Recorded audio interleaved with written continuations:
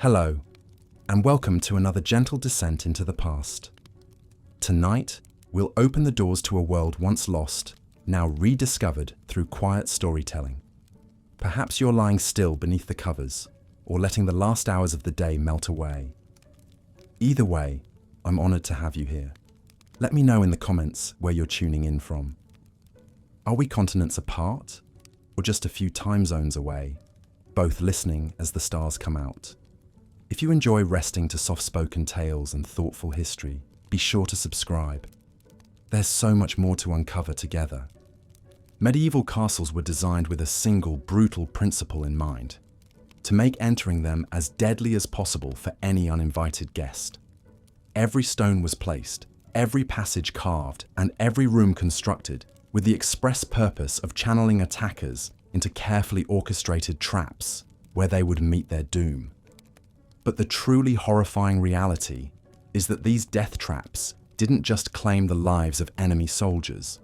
They were equally lethal to the very people who called them home. The medieval world was a place where death lurked around every corner, and nowhere was this more apparent than within the supposedly safe walls of a castle.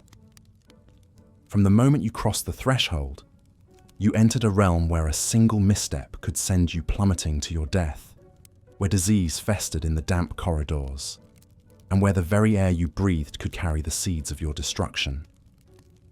Over the next several episodes, we'll explore the 12 most deadly aspects of medieval castle life. We'll discover how the grand entrance halls were designed as elaborate killing fields, how the spiral staircases became death traps for both defenders and attackers, and how the primitive sanitation systems turned these mighty fortresses into breeding grounds for the deadliest diseases known to mankind. But before we delve into the specific mechanisms of death that plagued these stone fortresses, we need to understand the world that created them. The medieval period, spanning roughly from the 5th to the 15th centuries, was an era defined by almost constant warfare, political instability, and technological limitations that made everyday survival a monumental challenge. In this violent world, castles emerged as the ultimate expression of military architecture. They were not built for comfort or convenience. They were built to kill. Every architectural feature, from the placement of windows to the width of doorways, was calculated to maximize the defensive advantage while creating as many opportunities as possible to eliminate intruders. The first thing that strikes you about approaching a medieval castle is the deliberate intimidation factor built into its very appearance. These structures were designed to project power and inspire fear even from a distance. The massive walls, often 20 feet thick or more, weren't just defensive barriers. They were psychological weapons designed to demoralize attackers before they even reached the gates. Take Caerphilly Castle in Wales, for example. Built in the 13th century, this fortress covers over 30 acres and is surrounded by an elaborate system of water defences. The castle appears to rise directly from the lake itself, creating an almost supernatural impression of impregnable strength. This visual impact was entirely intentional. Medieval architects understood that the fear generated by their castle's appearance was often their first and most effective line of defense. But the psychological warfare began long before you reached the castle walls. The approach to any well-designed medieval fortress was a carefully choreographed journey through increasingly dangerous terrain. Roads leading to castles were deliberately constructed to force visitors into vulnerable positions, winding through marshes, along narrow causeways, or up steep hillsides where defenders could rain down death from above. The outer defences of a castle were designed as a series of concentric death traps, each more sophisticated than the last. Beyond the main walls lay the outer ward, a deceptively open space that was actually a carefully prepared killing ground. Here, attackers would find themselves trapped between the outer palisade and the main castle walls, exposed to crossfire from multiple directions with no cover and no escape route. Medieval engineers were masters of what we might now call psychological manipulation through architecture. They understood that fear and confusion were their greatest allies in defending a castle. The layout of these fortresses was deliberately maze-like, designed to disorient and separate attacking forces while channeling them into predetermined killing zones. Consider the entrance to a typical 13th century castle. You might think that the main gate would be the most heavily fortified point, and you'd be correct, but not in the way you might expect. The gatehouse wasn't just a barrier to keep people out. It was an elaborate trap designed to capture and methodically eliminate anyone who managed to breach the outer defenses. The standard castle gatehouse was actually a complex multi-story structure that could house dozens of defenders. These weren't simple doorways with heavy doors. They were sophisticated military installations equipped with multiple layers of defensive systems. A typical gatehouse might feature a drawbridge over a water-filled moat, followed by a portcullis, a heavy iron grating that could be dropped to trap attackers. Then another drawbridge over a dry moat or pit, followed by massive wooden doors reinforced with iron, and finally, another portcullis. But the real genius of castle defense lay not just in these obvious barriers, but in the killing zones created between them. Imagine you're part of an attacking force that has somehow managed to lower the first drawbridge and raise the first portcullis. You rush forward into what appears to be the entrance passage, only to find yourself trapped in a narrow corridor, with walls rising 30 feet on either side. Above you, defenders peer down through murder holes, openings in the ceiling through which they can drop boiling oil, molten lead, or simply large stones onto your head. The term murder hole isn't some dramatic modern invention. It's actually a translation of the medieval French meurtrière, which literally means place of murder. These openings were strategically positioned throughout castle gatehouses and corridors, creating overlapping fields of fire that made it virtually impossible for attackers to advance without suffering catastrophic casualties. Medieval castle designers had studied the art of killing with the same dedication that modern engineers study aerodynamics or structural integrity. They understood that the key to effective defense wasn't just building thick walls. It was creating situations where attackers would be forced into positions where they could be eliminated systematically and efficiently. The barbican, an outer gatehouse structure that became common in the 13th and 14th centuries, represents perhaps the pinnacle of this philosophy. A barbican was essentially a fortified funnel that forced attackers to approach the main gate along a predetermined path while being subjected to constant fire from multiple directions. The walls of a barbican were built at angles that eliminated any possibility of finding cover, while the narrow passages ensured that attacking forces would be compressed into dense formations that made them perfect targets for medieval artillery. One of the most sophisticated examples of barbican design can be found at Warwick Castle, where the approach to the main gate forces attackers to make a series of turns while being overlooked by no fewer than 6 separate defensive positions. Each turn in the path was designed to present attackers with a new threat while preventing them from seeing what lay ahead. This wasn't just military architecture, it was psychological warfare expressed in stone and mortar.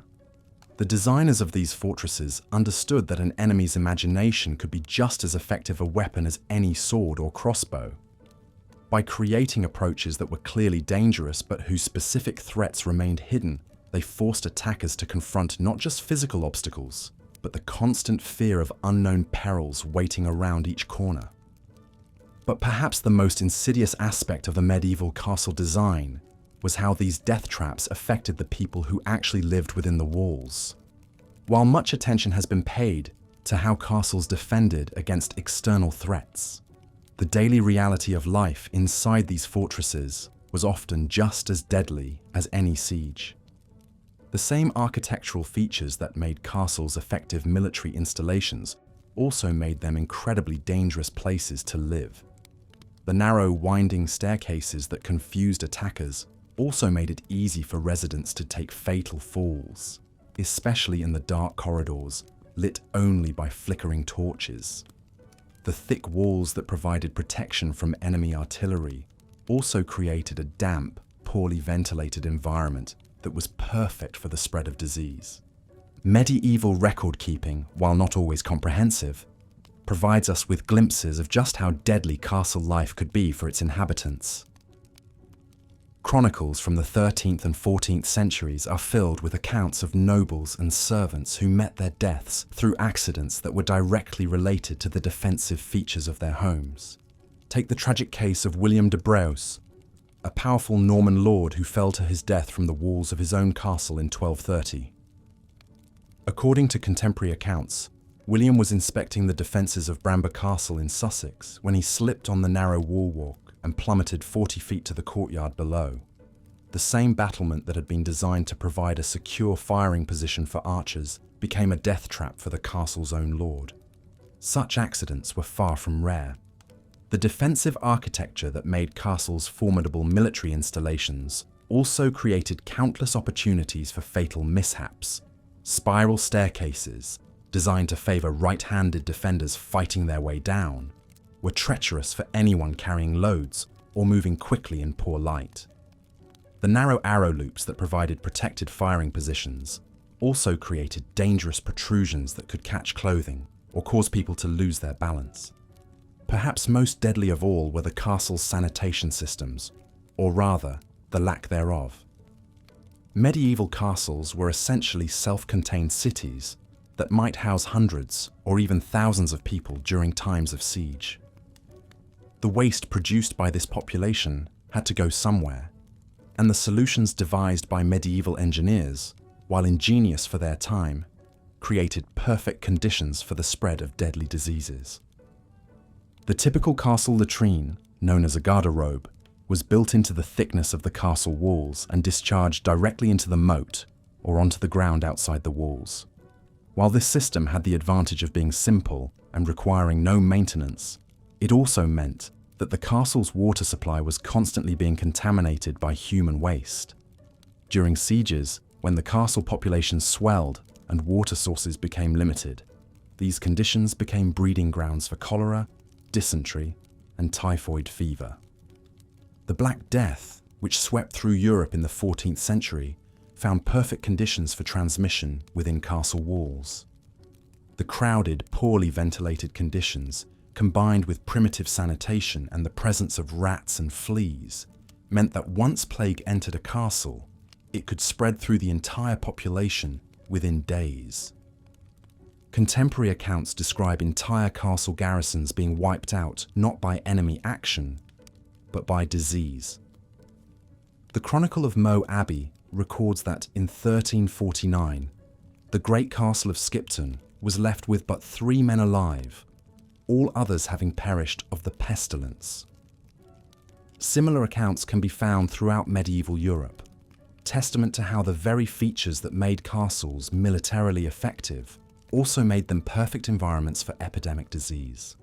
The irony of medieval castle design becomes even more apparent when we consider how these fortresses affected the mental health of their inhabitants.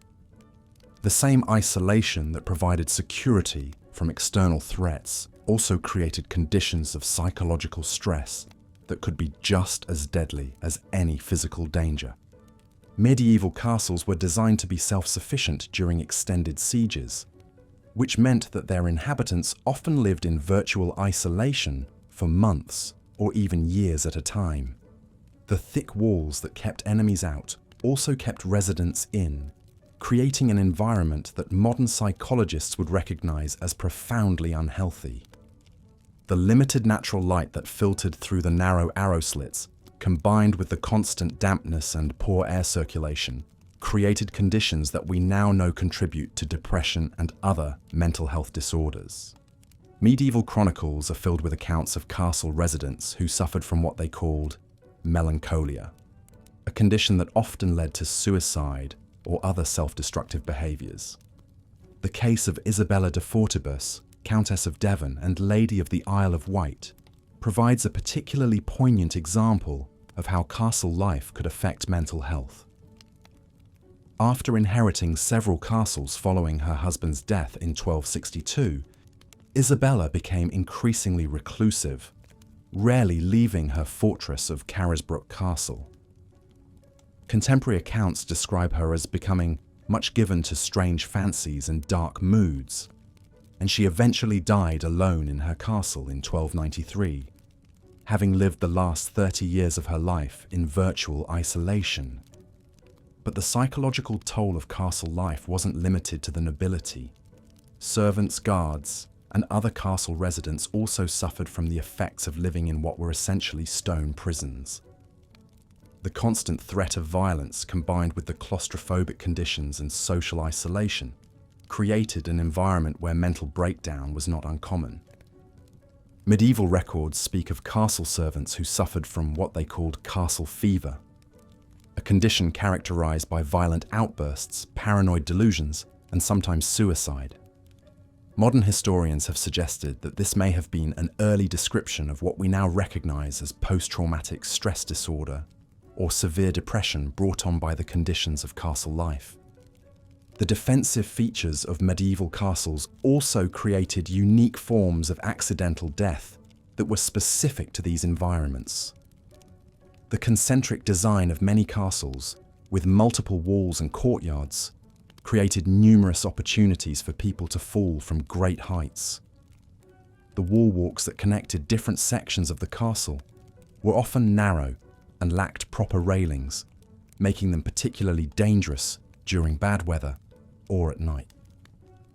One particularly deadly feature of many castles was the Great Hall's Gallery, a raised platform that allowed important guests to observe festivities below. These galleries were often built with minimal safety features, and medieval chronicles record numerous instances of people falling to their deaths during feasts and celebrations. The case of Roger Mortimer, Earl of March, illustrates how even the most powerful nobles were not immune to the dangers of castle architecture. In 1398, Mortimer fell to his death from the gallery of his own great hall at Wigmore Castle, while attempting to get a better view of a tournament taking place in the courtyard below. The very feature designed to display his power and status became the instrument of his death. Perhaps most insidiously, the water systems of medieval castles created ongoing health hazards that affected every resident. Castles required enormous amounts of water for drinking, cooking, cleaning, and firefighting, but the sources of this water were often contaminated by the castle's own waste systems. Many castles drew their water from wells that had been dug within the castle walls for security reasons. However, these wells were often located dangerously close to the castle's waste disposal systems, creating a constant risk of contamination. The same moats that provided defensive advantages also became stagnant pools of disease-carrying water that could poison anyone who came into contact with them. The Castle of Caerphilly, mentioned earlier for its impressive water defenses, provides a perfect example of how defensive water features could become health hazards. The elaborate system of lakes and channels that made the castle nearly impossible to attack also created perfect breeding grounds for mosquitoes and other disease-carrying insects. Medieval records show that the castle's garrison suffered from regular outbreaks of marsh fever, almost certainly malaria transmitted by mosquitoes breeding in the stagnant water. As we've seen, medieval castles were indeed death traps, but not always in the ways their builders intended. While these fortresses were certainly effective at keeping enemies out, they were equally effective at trapping their own inhabitants in environments that were hostile to human health and safety. The thick walls, narrow passages, and defensive features that made castles militarily formidable also made them perfect environments for accidents, disease, and psychological breakdown. The very isolation that provided security also created conditions of stress and deprivation that could be just as deadly as any enemy sword. In our exploration of why medieval castles were death traps, we've only begun to scratch the surface of the dangers that lurked within these stone fortresses. The entrance halls and outer defenses we've examined today were just the beginning of a castle's deadly features. The spiral staircases that wound through castle towers, the great halls where nobles feasted and plotted, the kitchens where massive fires created constant hazards, and the dungeons where prisoners faced unimaginable horrors. Each of these spaces presented unique and deadly challenges to anyone who entered them. The medieval world was a dangerous place, and the castles that dominated its landscape were perfect reflections of that danger. Built in an age when violence was commonplace and human life was cheap, these fortresses prioritized military effectiveness over human comfort or safety. The result was a form of architecture that was as deadly to its inhabitants as it was to its enemies. As we continue our journey through the deadly secrets of medieval castles, we'll discover that these stone fortresses were not just military installations or noble residences. They were complex machines designed to control, intimidate, and when necessary, kill. Every stone was placed with purpose, every passage designed with deadly intent, and every room constructed to serve the brutal realities of medieval warfare. The next time you visit a medieval castle and admire its impressive architecture, remember that you're looking at one of history's most sophisticated instruments of death. Behind every beautiful arch and imposing tower lies a dark history of violence, disease, and accidental death that claimed countless lives over the centuries. These fortresses stood guard over the medieval world. Looking at your script summary and the reference materials, I'll continue part 2 of Why Medieval Castles Were Death Traps with the engaging narrative style established in your work. Here's the continuation. But the architectural nightmares of medieval castles extended far beyond their defensive features. The very materials used in their construction harbored their own deadly secrets. The mortar, binding those massive stone blocks together, was often mixed with whatever materials were readily available.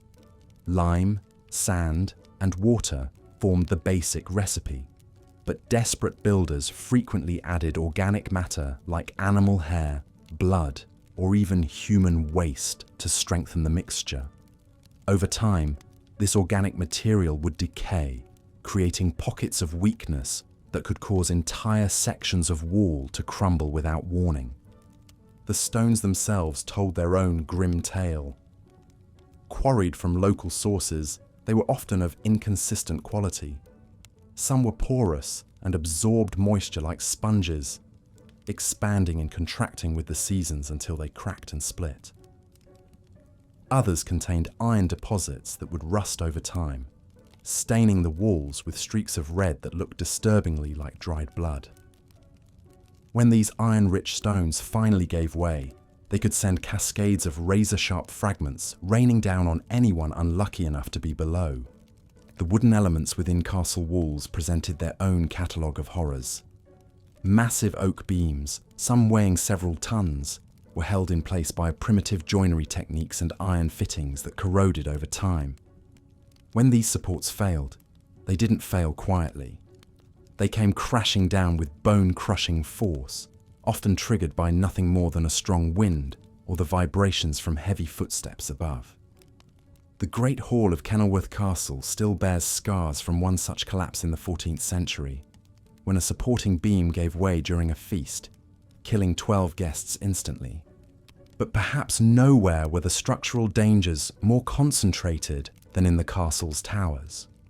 These soaring monuments to medieval ambition were essentially vertical death traps, their spiral staircases winding upward in an endless helical nightmare. The steps themselves were carved from stone, but decades of foot traffic had worn them smooth and treacherous. In wet weather, they became as slippery as ice.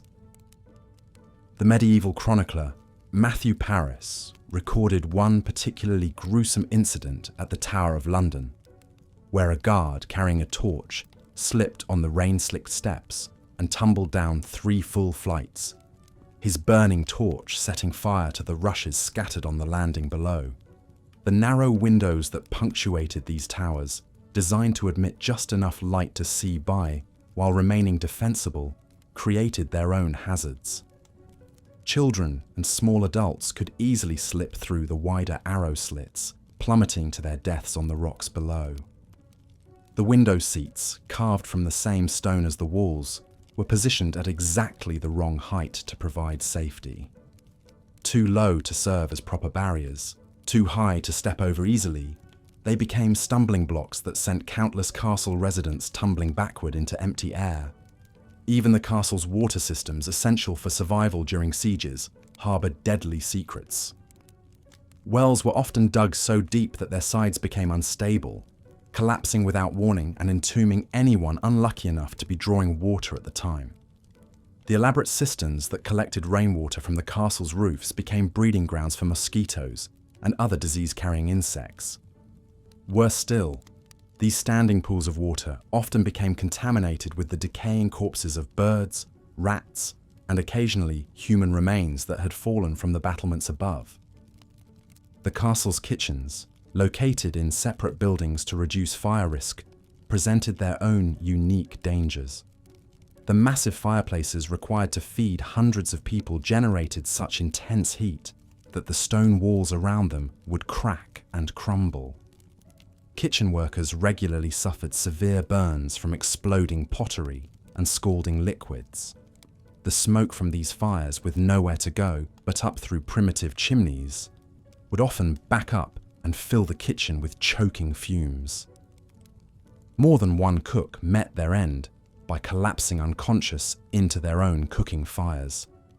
The great halls where castle life centered were perhaps the most deceptively dangerous spaces of all. Their soaring timber roofs, marvels of medieval engineering, were held together by complex networks of wooden joints and iron bolts. Over time, the immense weight of these structures would cause the walls to bow outward, creating stress fractures that spiderwebbed through the stone. When these roofs finally collapsed, they did so with such force that they could punch through multiple floors below, creating vertical shafts of destruction that claimed lives throughout the castle. The floors themselves were another source of constant peril. In the finest castles, they might be covered with elaborately painted tiles, but these decorative surfaces became treacherously slippery when wet. More commonly, floors were simply packed earth covered with rushes or straw. This organic matter, mixed with spilled food, human waste, and the blood from countless small injuries, created a festering carpet that harboured disease and concealed dangerous obstacles. Chroniclers tell of nobles breaking their necks after tripping over refuse hidden beneath the floor coverings. The very furniture within these castles was designed more for display than safety. Massive wooden tables, benches, and chairs were built to last centuries, but their sheer weight made them capable of crushing anyone unfortunate enough to be caught beneath them when they toppled. The great chair in the hall at Warwick Castle, carved from a single piece of oak and weighing nearly half a ton, was said to have killed 3 earls over the course of 2 centuries, each crushed when the ancient wood finally gave way beneath them. Perhaps most insidiously dangerous were the castle's decorative elements. Tapestries hanging on stone walls might seem harmless, but they were death traps waiting to happen. Woven from wool and treated with various chemicals to preserve their colours, they were essentially enormous candles waiting for a spark. When they caught fire, they burned with terrifying speed, filling rooms with toxic smoke and creating walls of flame that blocked escape routes. The heavy metal rings and rods used to hang these tapestries frequently pulled free from crumbling mortar, sending yards of burning fabric cascading down onto anyone below. The iron braziers used to heat these vast spaces were equally treacherous. Filled with glowing charcoal or burning wood, they gave off deadly carbon monoxide in poorly ventilated rooms. Castle dwellers would simply fall asleep and never wake up, victims of an invisible killer that left no trace. The braziers themselves, standing on 3 or 4 legs, were notoriously unstable. A careless bump or a warped leg could send burning coals scattering across wooden floors or into piles of straw bedding. Even the most basic activities of daily life were fraught with danger in these stone fortresses. Climbing stairs in the dark was a nightly gamble with death, as the uneven steps and low ceilings created a perfect storm of hazards. The narrow corridors that connected different parts of the castle were often pitch black, forcing residents to navigate by feel along walls that might conceal sharp projections, loose stones, or sudden openings that led to fatal drops. The seasonal changes that brought relief to those living in the countryside only intensified the dangers within castle walls. Winter ice made every surface treacherous, while spring thaws could cause catastrophic structural failures as frozen mortar expanded and contracted. Summer heat would cause the iron fittings throughout the castle to expand, sometimes bursting through the stone that contained them. Autumn storms would send loose stones tumbling from the battlements and tear away sections of roof that had been weakened by years of weather. Yet for all these dangers, medieval people continued to build and inhabit these stone fortresses, driven by the harsh realities of their violent age. They accepted the risks because the alternatives were often worse. A castle might be a death trap, but it was also the only refuge available in a world where warfare was constant and survival uncertain. The very features that made these structures so dangerous to their inhabitants also made them formidable barriers to their enemies. Word count 1372.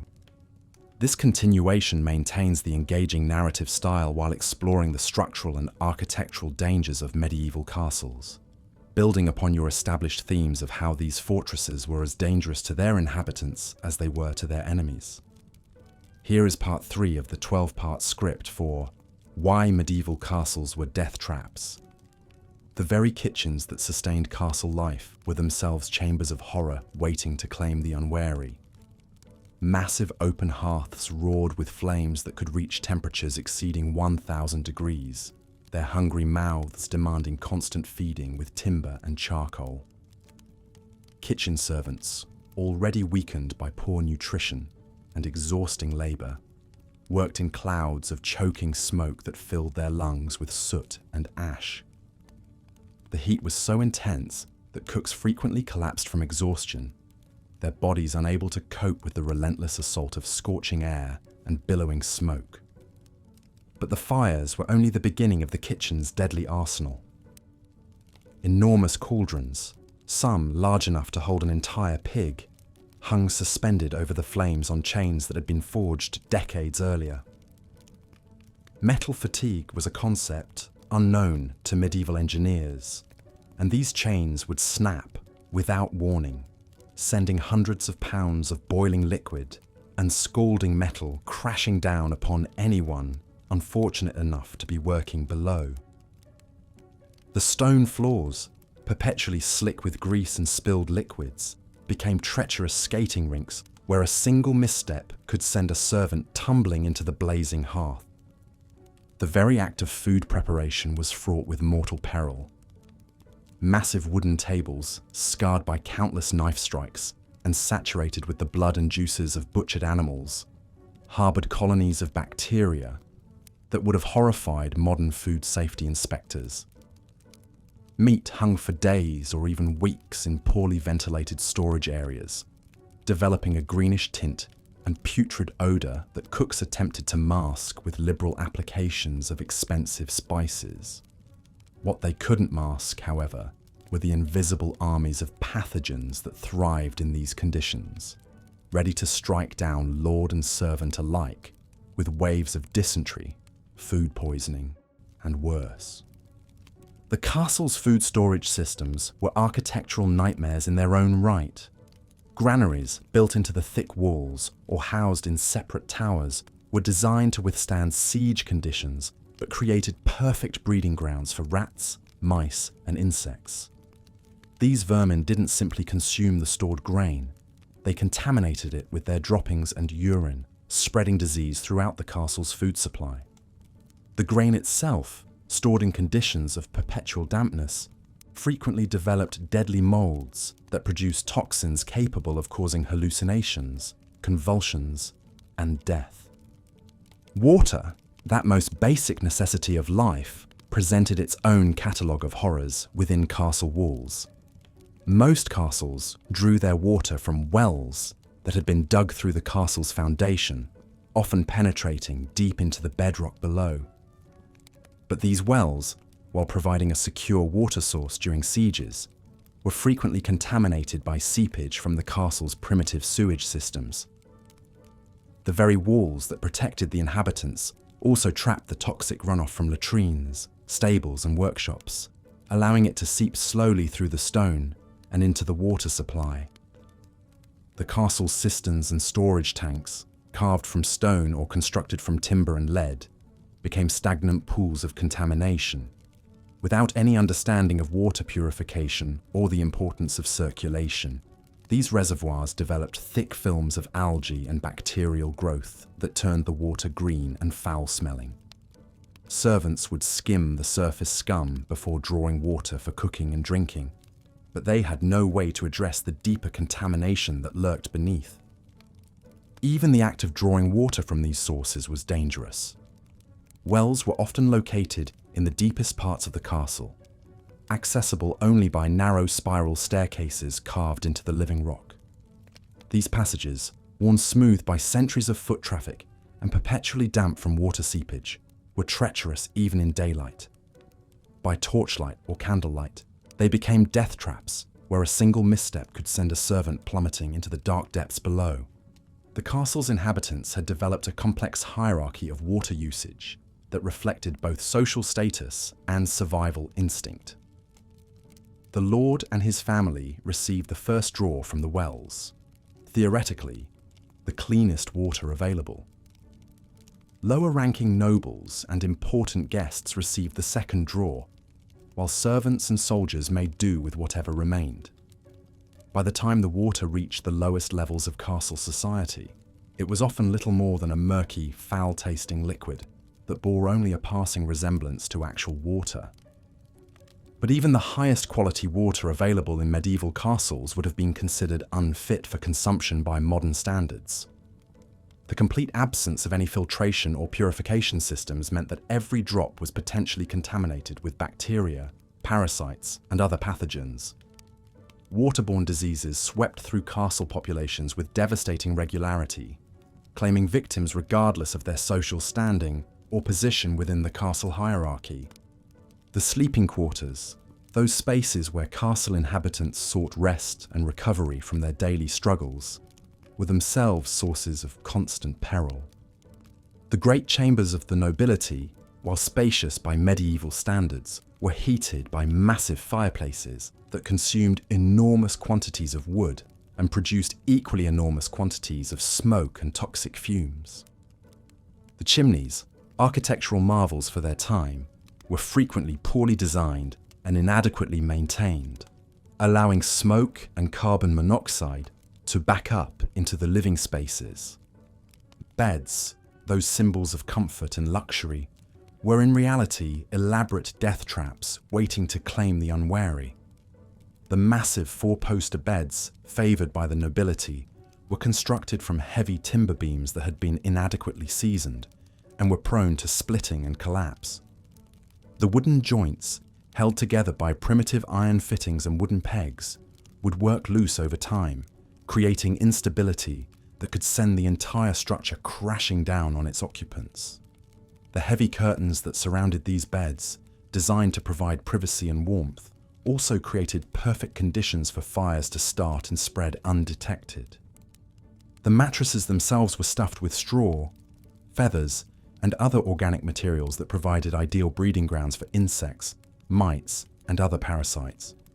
Bed bugs, fleas, and lice were constant companions for castle inhabitants, regardless of their social status.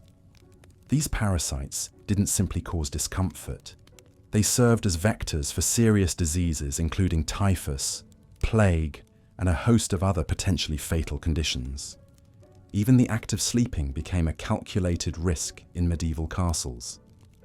The combination of poor ventilation, toxic fumes from heating systems, and the presence of numerous parasites meant that many castle inhabitants never experienced truly restful sleep. Chronic sleep deprivation weakened immune systems and made individuals more susceptible to the various diseases and ailments that plagued castle life. The castle's workshops and craft areas, essential for maintaining the complex infrastructure of medieval fortress life, were perhaps the most dangerous spaces of all. Blacksmith shops, located within the castle walls for security reasons, filled entire sections of the structure with choking smoke, toxic fumes, and the constant risk of fire. The forges, burning at temperatures that could melt iron, created heat so intense that it could ignite wooden beams and thatch roofing from several feet away.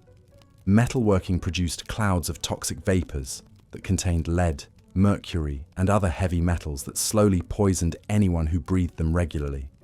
Blacksmiths and their apprentices frequently suffered from what we now recognize as heavy metal poisoning, developing tremors, mental confusion, and eventually death from the cumulative effects of their toxic work environment.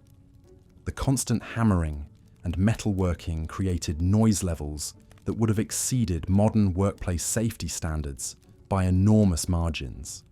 This perpetual cacophony didn't simply cause hearing loss, it created stress and anxiety that weakened the immune systems of everyone within the castle walls. The combination of toxic fumes, extreme heat, deafening noise, and dangerous equipment made the workshops some of the most hazardous environments in an already perilous world.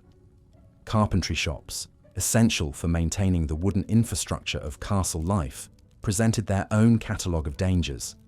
The tools available to medieval craftsmen were crude by modern standards, lacking the safety features and precision engineering that we take for granted today.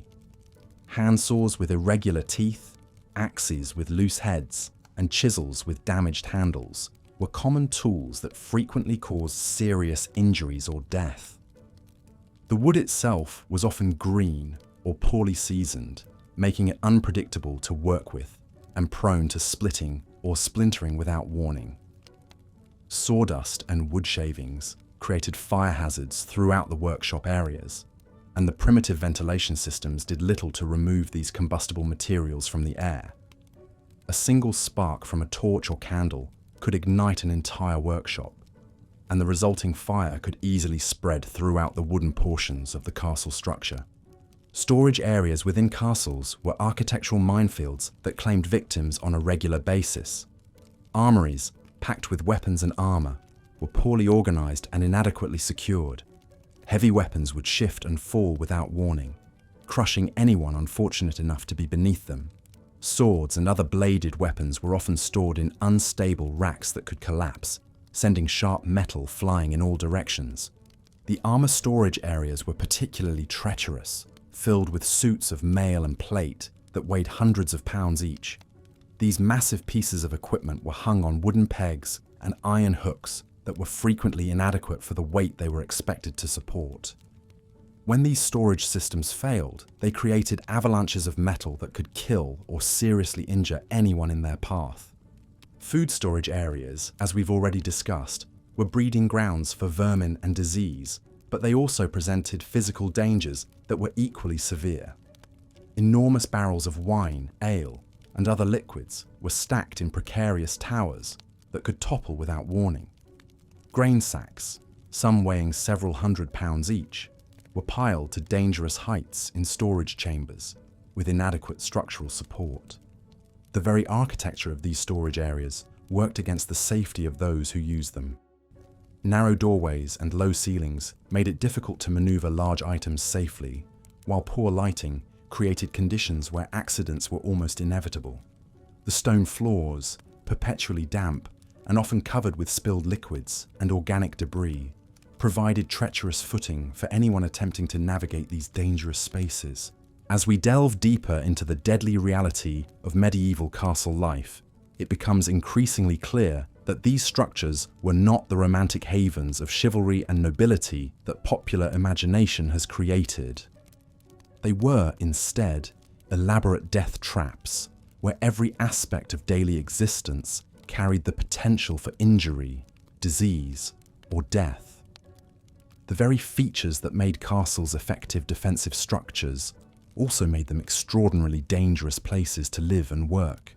From the kitchens where servants laboured over roaring fires and toxic fumes, to the workshops where craftsmen risked their lives daily with primitive tools and dangerous materials, medieval castles were environments where survival itself was a constant struggle.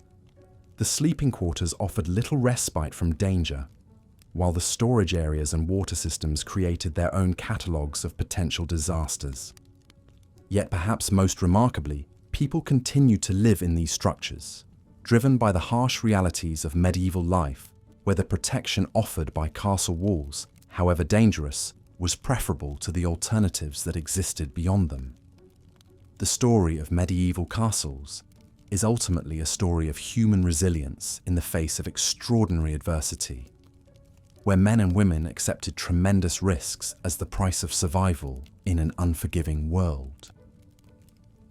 Looking at your script summary and the reference materials, I'll continue part 4 of Why Medieval Castles Were Death Traps, focusing on the deadly daily life within castle walls. Here's the script. The daily routine of castle life was itself a gauntlet of potential death. Every morning, inhabitants would wake to rooms thick with smoke from poorly ventilated fireplaces, their lungs slowly filling with toxic fumes that would, over years, lead to chronic respiratory ailments. The very act of getting dressed could prove fatal, as clothing was rarely washed and harboured disease-carrying parasites that spread typhus and other deadly infections. Breakfast, if you could call it that, consisted of stale bread that might contain ergot, a fungus that caused hallucinations, convulsions, and death. The ale served alongside it was often contaminated with bacteria that caused dysentery, while the water drawn from castle wells was frequently polluted by seepage from nearby latrines. In winter, when wells froze, inhabitants would melt snow that had been contaminated by animal waste and rotting organic matter. The very architecture that made castles formidable also made them death traps for their residents. Spiral staircases were deliberately built to favour right-handed defenders, but this same design made them treacherous for daily use. The narrow, uneven steps, worn smooth by countless feet, became slippery death slides when wet. Many castle dwellers met their end tumbling down these stone spirals, their bodies broken on the unforgiving steps below. Consider the fate of Lady Eleanor de Montfort, who in 1284 was found dead at the bottom of the main staircase in Kenilworth Castle, her neck snapped from the fall. Or the young page, William of Ashby, who slipped on the rain-soaked steps of Warwick Castle in 1312, his skull crushed against the stone walls. These weren't isolated incidents, but common occurrences that claimed lives with brutal regularity. The great halls, those grand symbols of medieval power, were particularly hazardous environments. Massive wooden beams, weakened by age, and the constant expansion and contraction caused by temperature changes, would occasionally crash down without warning. In 1301, a feast at Caerphilly Castle was interrupted when a supporting beam collapsed, crushing 3 guests instantly and maiming several others. The incident was hushed up, but records show that structural failures claimed lives in castles across Europe with alarming frequency. Fire was perhaps the greatest threat to castle inhabitants. Despite being built of stone, medieval castles were filled with flammable materials, wooden furniture, tapestries, rushes on floors, and thatched roofs on interior buildings. Once a fire started, it spread with terrifying speed through the confined spaces. The thick stone walls that protected against armies became ovens that trapped inhabitants in infernos they couldn't escape. The Great Fire at Windsor Castle in 1296 offers a harrowing example.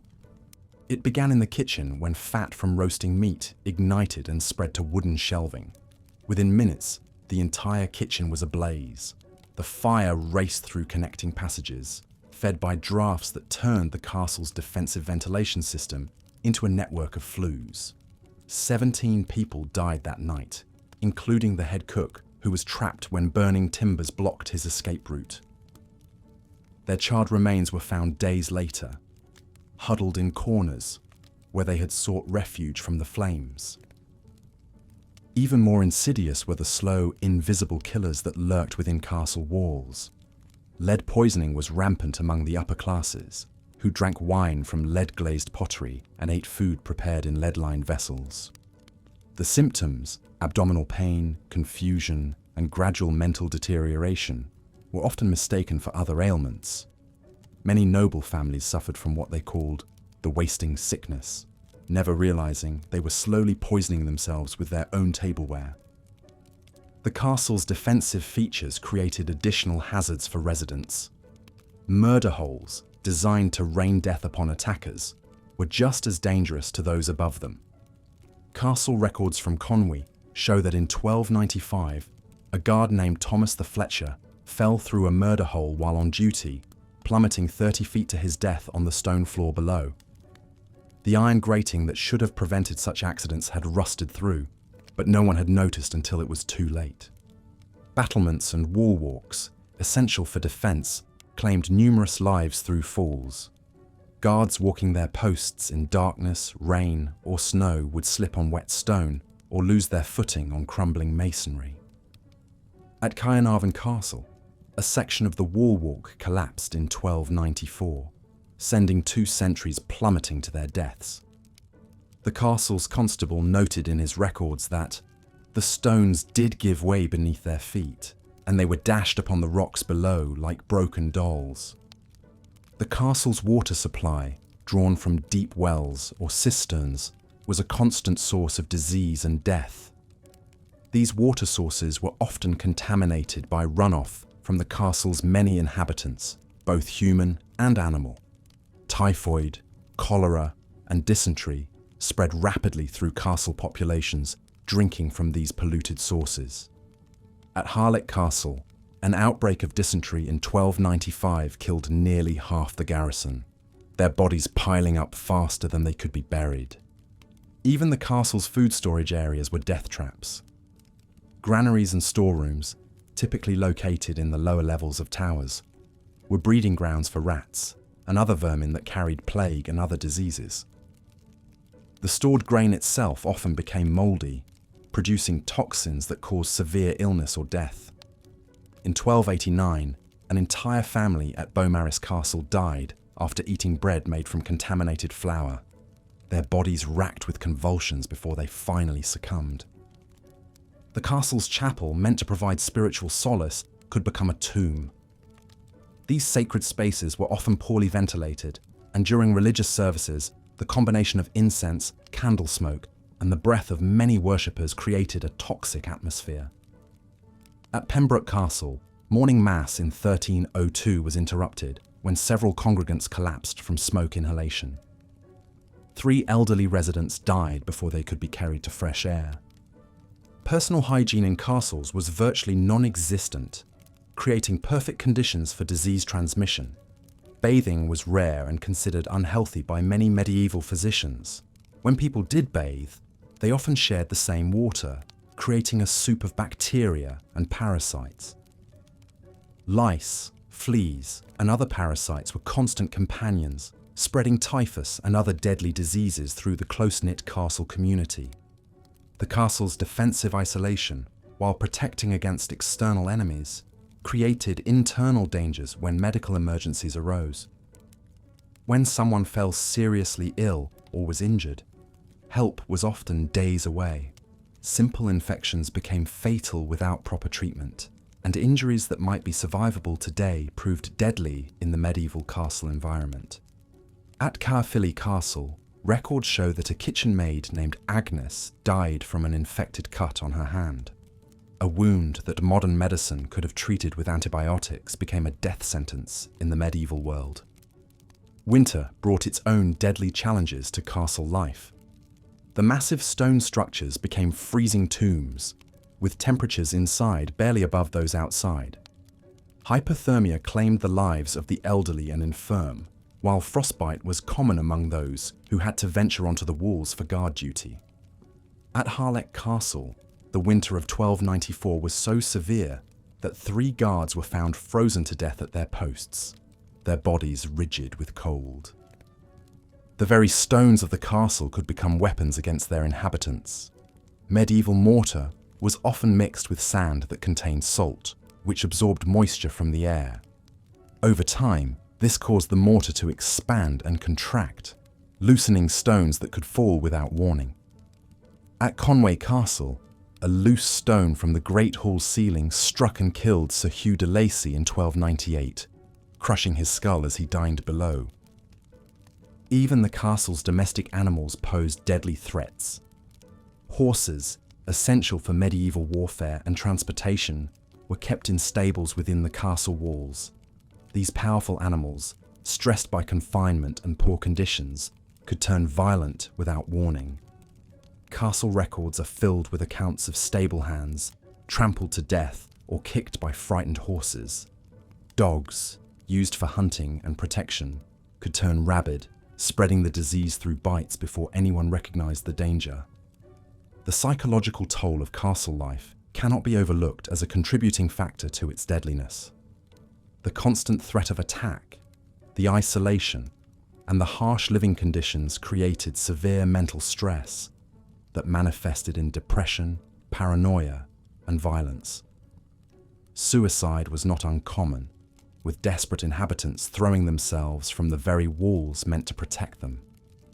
At Beaumaris Castle, the chaplain's records note 3 suicides in 1299 alone, describing them as souls driven to despair by the darkness of their earthly prison. Food poisoning was a constant threat in castle kitchens, where primitive preservation methods and poor hygiene created perfect conditions for bacterial contamination. Meat was often hung for days in warm conditions, developing dangerous levels of bacteria. Salt used for preservation was expensive and often used sparingly, allowing spoilage to set in. At Caernarvon Castle, a feast celebrating the completion of the outer ward turned tragic when contaminated pork sickened dozens of guests. 7 died over the following days, their bodies racked with violent illness. The castle's defensive features could trap inhabitants during emergencies. The same portcullises and heavy gates that kept enemies out could prevent escape during fires or other disasters. At Pembroke Castle, a fire in 1305 spread so quickly that many inhabitants found themselves trapped behind locked gates, the keys held by guards who had already fled or perished. Their screams echoed through the night as they burned alive, unable to escape their stone prison. Medieval castles were also plagued by structural defects that weren't apparent until disaster struck. Foundations built on unstable ground could shift suddenly, causing walls to crack and collapse. At Caerphilly Castle, part of the south wall tilted dramatically due to foundation failure, creating a dangerous lean that persists to this day. While this particular collapse happened slowly enough that no one was killed, other castles weren't so fortunate. Sudden structural failures claimed lives with terrifying regularity. The very success of a castle's defensive design often contributed to the death of its inhabitants. The narrow windows, designed to prevent enemy arrows from finding their mark, also prevented adequate ventilation. This created stagnant air that harbored disease and allowed toxic fumes to accumulate. Carbon monoxide poisoning from poorly ventilated fires claimed many lives, with victims simply going to sleep and never waking up. As we've seen, medieval castles were as dangerous to their inhabitants as they were to their enemies. Every aspect of daily life, from the food they ate to the air they breathed, posed deadly threats. The very features that made these structures impregnable fortresses also made them death traps for those who called them home. In the next part of our series, we'll explore how the social hierarchy within castle walls created additional layers of danger, where political intrigue and personal vendettas turned trusted allies into deadly enemies, making survival as much about navigating human threats as physical ones. Medieval castles, death traps, hidden in plain sight. The dungeons weren't the deadliest part of a medieval castle. In fact, the most dangerous places were the ones where people lived, worked, and tried to survive every single day. These towering symbols of power and protection were architectural nightmares waiting to claim their next victim. And the threats came from places you'd never expect. Consider the fate of Geoffrey de Montfort, a respected knight who met his end not in glorious battle, but tumbling down a castle's treacherous spiral staircase in the dead of night. His story wasn't unique. Castle records from across Europe tell of countless souls who perished within walls meant to protect them, victims of the very structures they called home. The medieval castle's design philosophy was brutally simple: keep enemies out at any cost. But this single-minded focus on defense created a web of internal hazards that made daily life a constant gamble with death. From the moment you stepped through the gatehouse to the highest tower chamber, every element of castle architecture harbored potential doom. Take the spiral staircases that connected the various levels. These weren't just difficult to navigate in heavy armor or flowing robes. They were death traps waiting to spring. Built narrow and steep to slow advancing enemies, they became slick with moisture, treacherous with wear, and utterly unforgiving in the dark. Castle inhabitants carried no modern lighting, just flickering candles or oil lamps that cast dancing shadows and created blind spots where a single misstep meant a fatal fall. The stairs themselves told a story of calculated lethality. Most spiraled clockwise, a deliberate choice that favored right-handed defenders swinging swords downward while hampering attackers climbing up. But this same design made them awkward for daily use. Servants carrying heavy loads, nobles in elaborate dress, and anyone moving quickly faced the constant threat of catching a foot, losing balance, or simply misjudging a step in the dim light. But the staircases were just the beginning. The very walls that promised protection were slowly collapsing from within. Medieval mortar, made from lime, sand, and water, began deteriorating the moment it dried. Without modern chemical stabilizers, these bindings cracked and crumbled under the weight of massive stone blocks. Castle walls developed what masons called stone sickness, a progressive weakening that could cause entire sections to collapse without warning. The chronicles of Château de Coucy tell of a horrific night in 1386 when a section of the Great Hall's wall simply gave way during a feast. 23 nobles and servants were crushed instantly, their bodies buried under tons of dressed stone.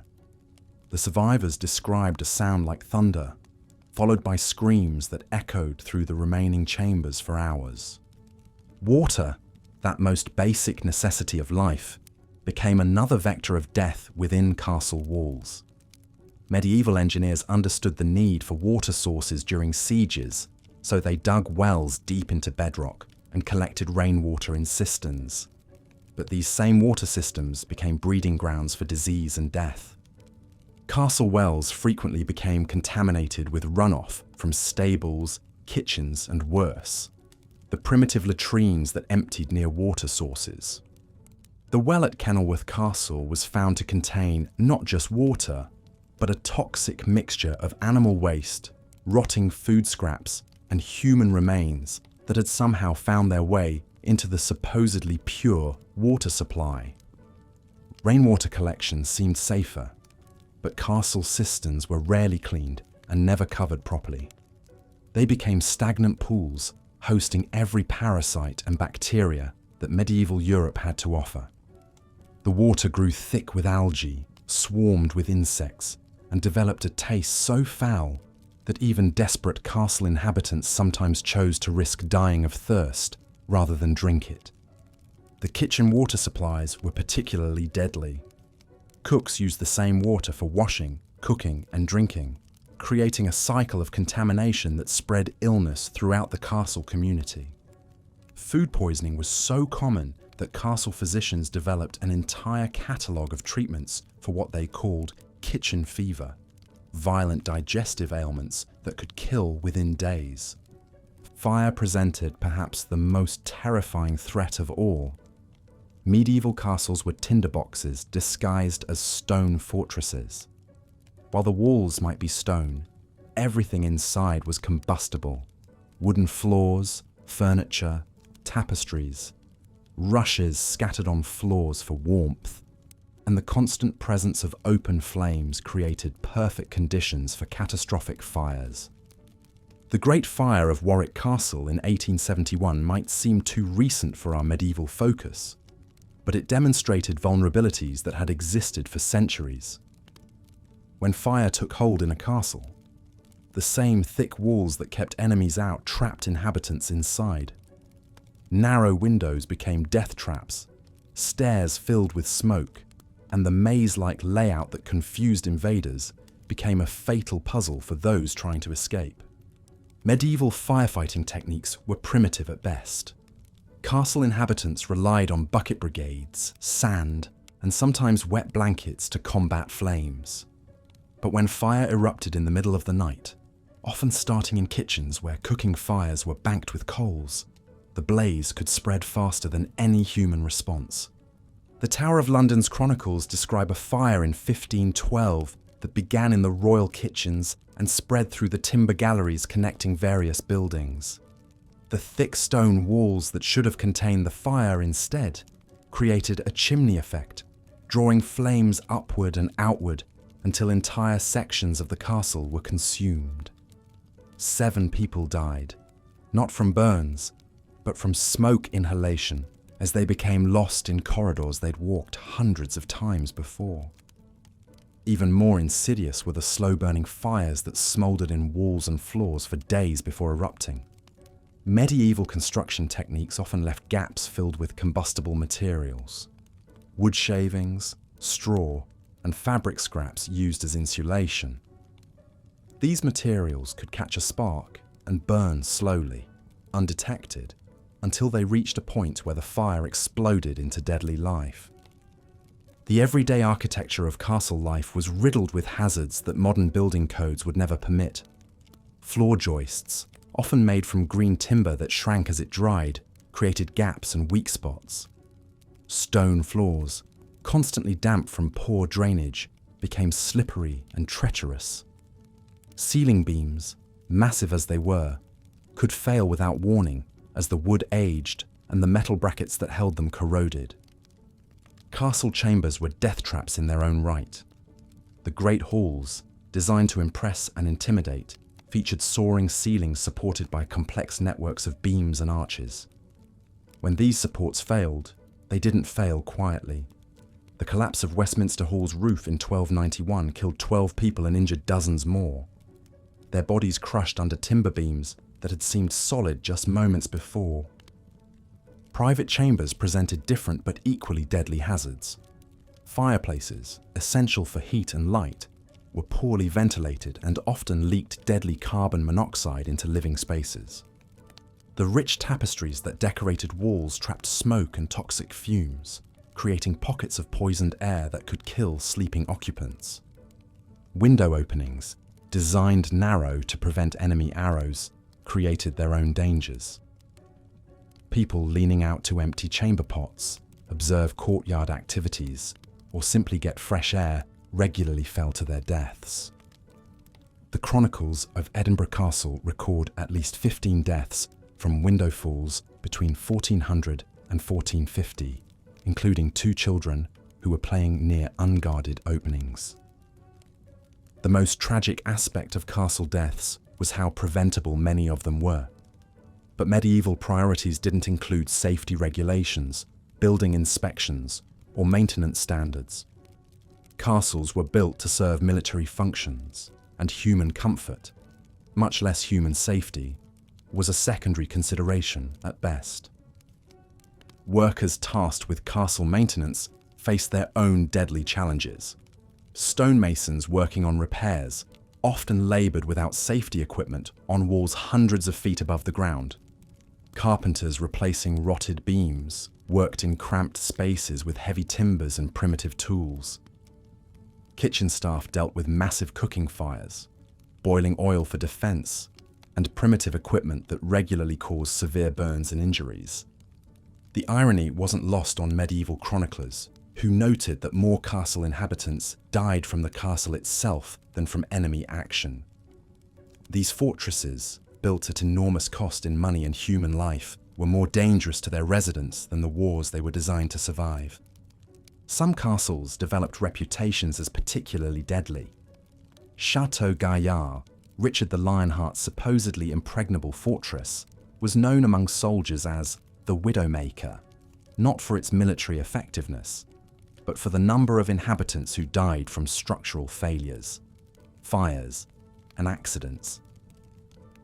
Even before enemy siege engines could batter its walls, Château Gaillard was claiming lives through the everyday hazards of medieval castle life. The psychological toll of living under constant threat of architectural death cannot be understated. Castle inhabitants developed elaborate superstitions and rituals designed to ward off structural disasters. They blessed doorways, avoided certain staircases during storms, and carried charms meant to protect against falling stones. These weren't just medieval quirks. They were rational responses to genuine daily threats. As we've seen, medieval castles were masterpieces of defensive architecture, but they were also death traps that claimed countless lives through structural failures, environmental hazards, and the inevitable consequences of prioritizing military function over human safety. These magnificent fortresses, symbols of power and protection, were ultimately as dangerous to those who lived within their walls as they were to the enemies who dared assault them from without. The medieval castle stands as a monument to human ambition and ingenuity, but also as a stark reminder that even our greatest architectural achievements can become our most deadly environments when safety takes a back seat to other priorities. Looking at your previous script content and the reference materials, here's part 6 of your 12-part script about why medieval castles were death traps. The dangers lurking within medieval castle walls extended far beyond the obvious architectural hazards we've already explored.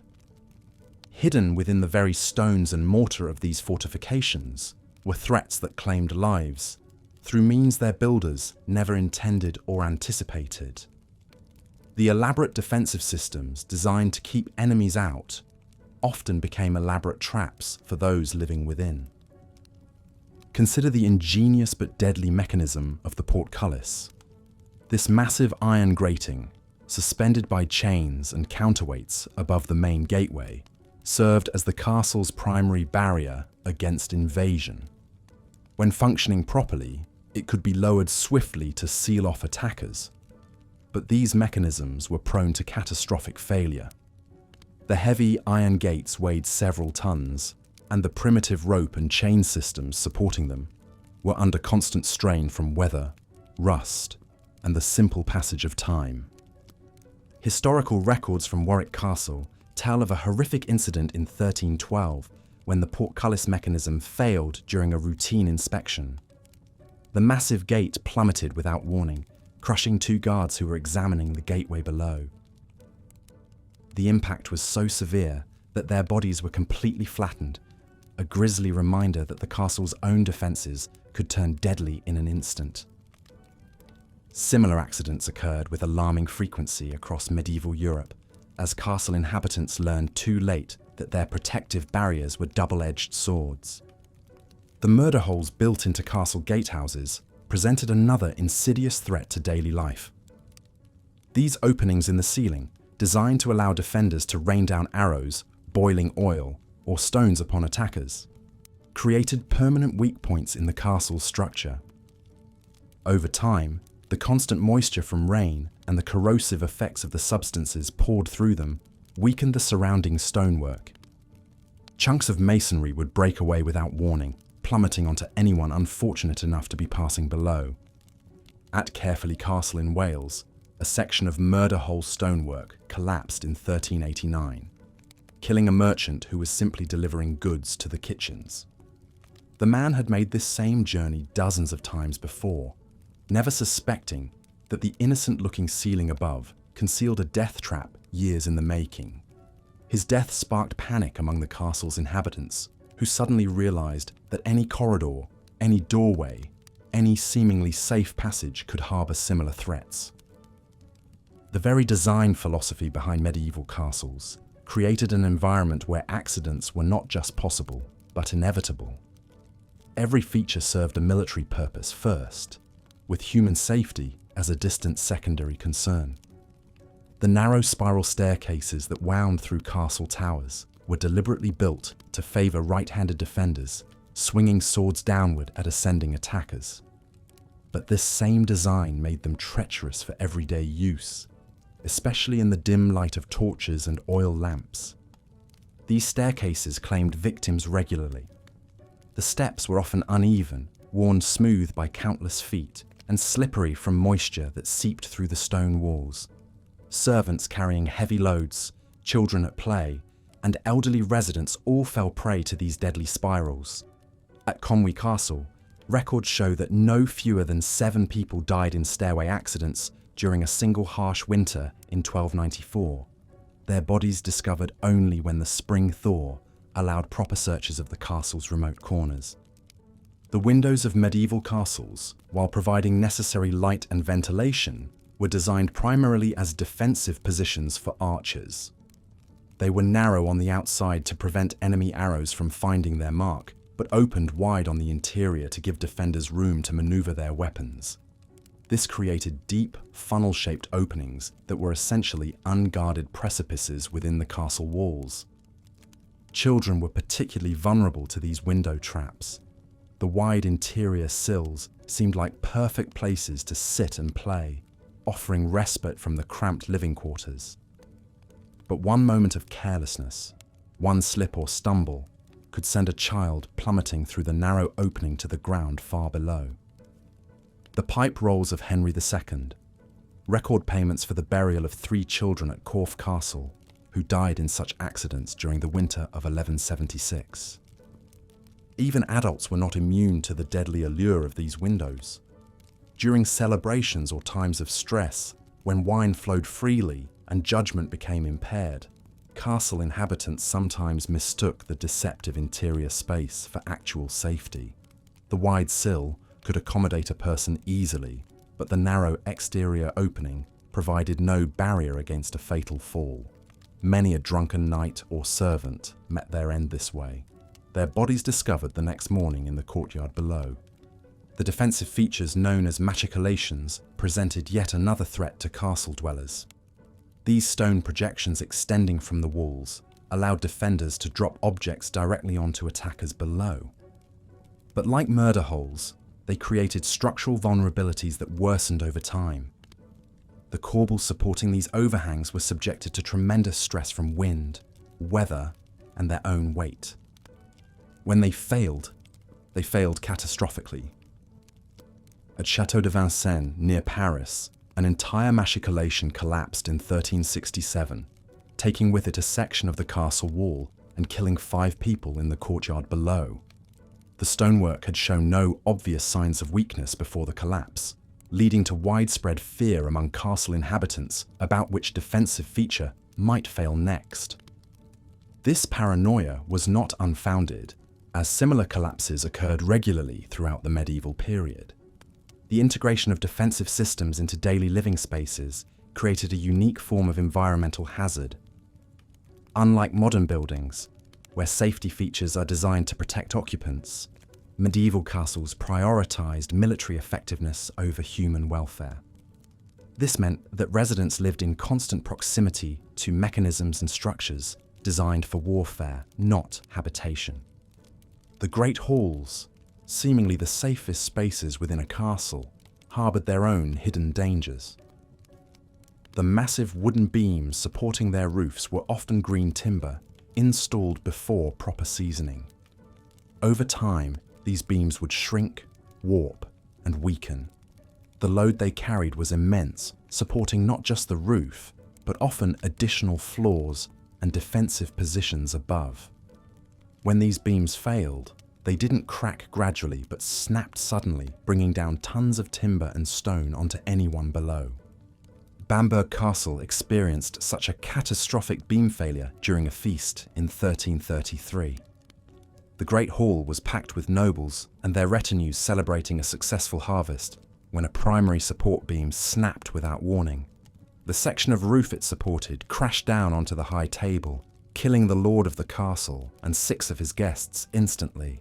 The survivors described a sound like thunder, followed by screams and the settling of debris that lasted for what seemed like hours. The heating systems in medieval castles created another layer of danger that inhabitants learned to navigate daily. The great fireplaces that provided warmth were massive affairs, designed to heat large spaces efficiently. But their size made them structurally challenging, requiring enormous chimneys and flues that created weak points in the castle walls. These chimneys were prone to blockage from debris, birds' nests, and structural settling, leading to dangerous buildups of smoke and gases within living spaces.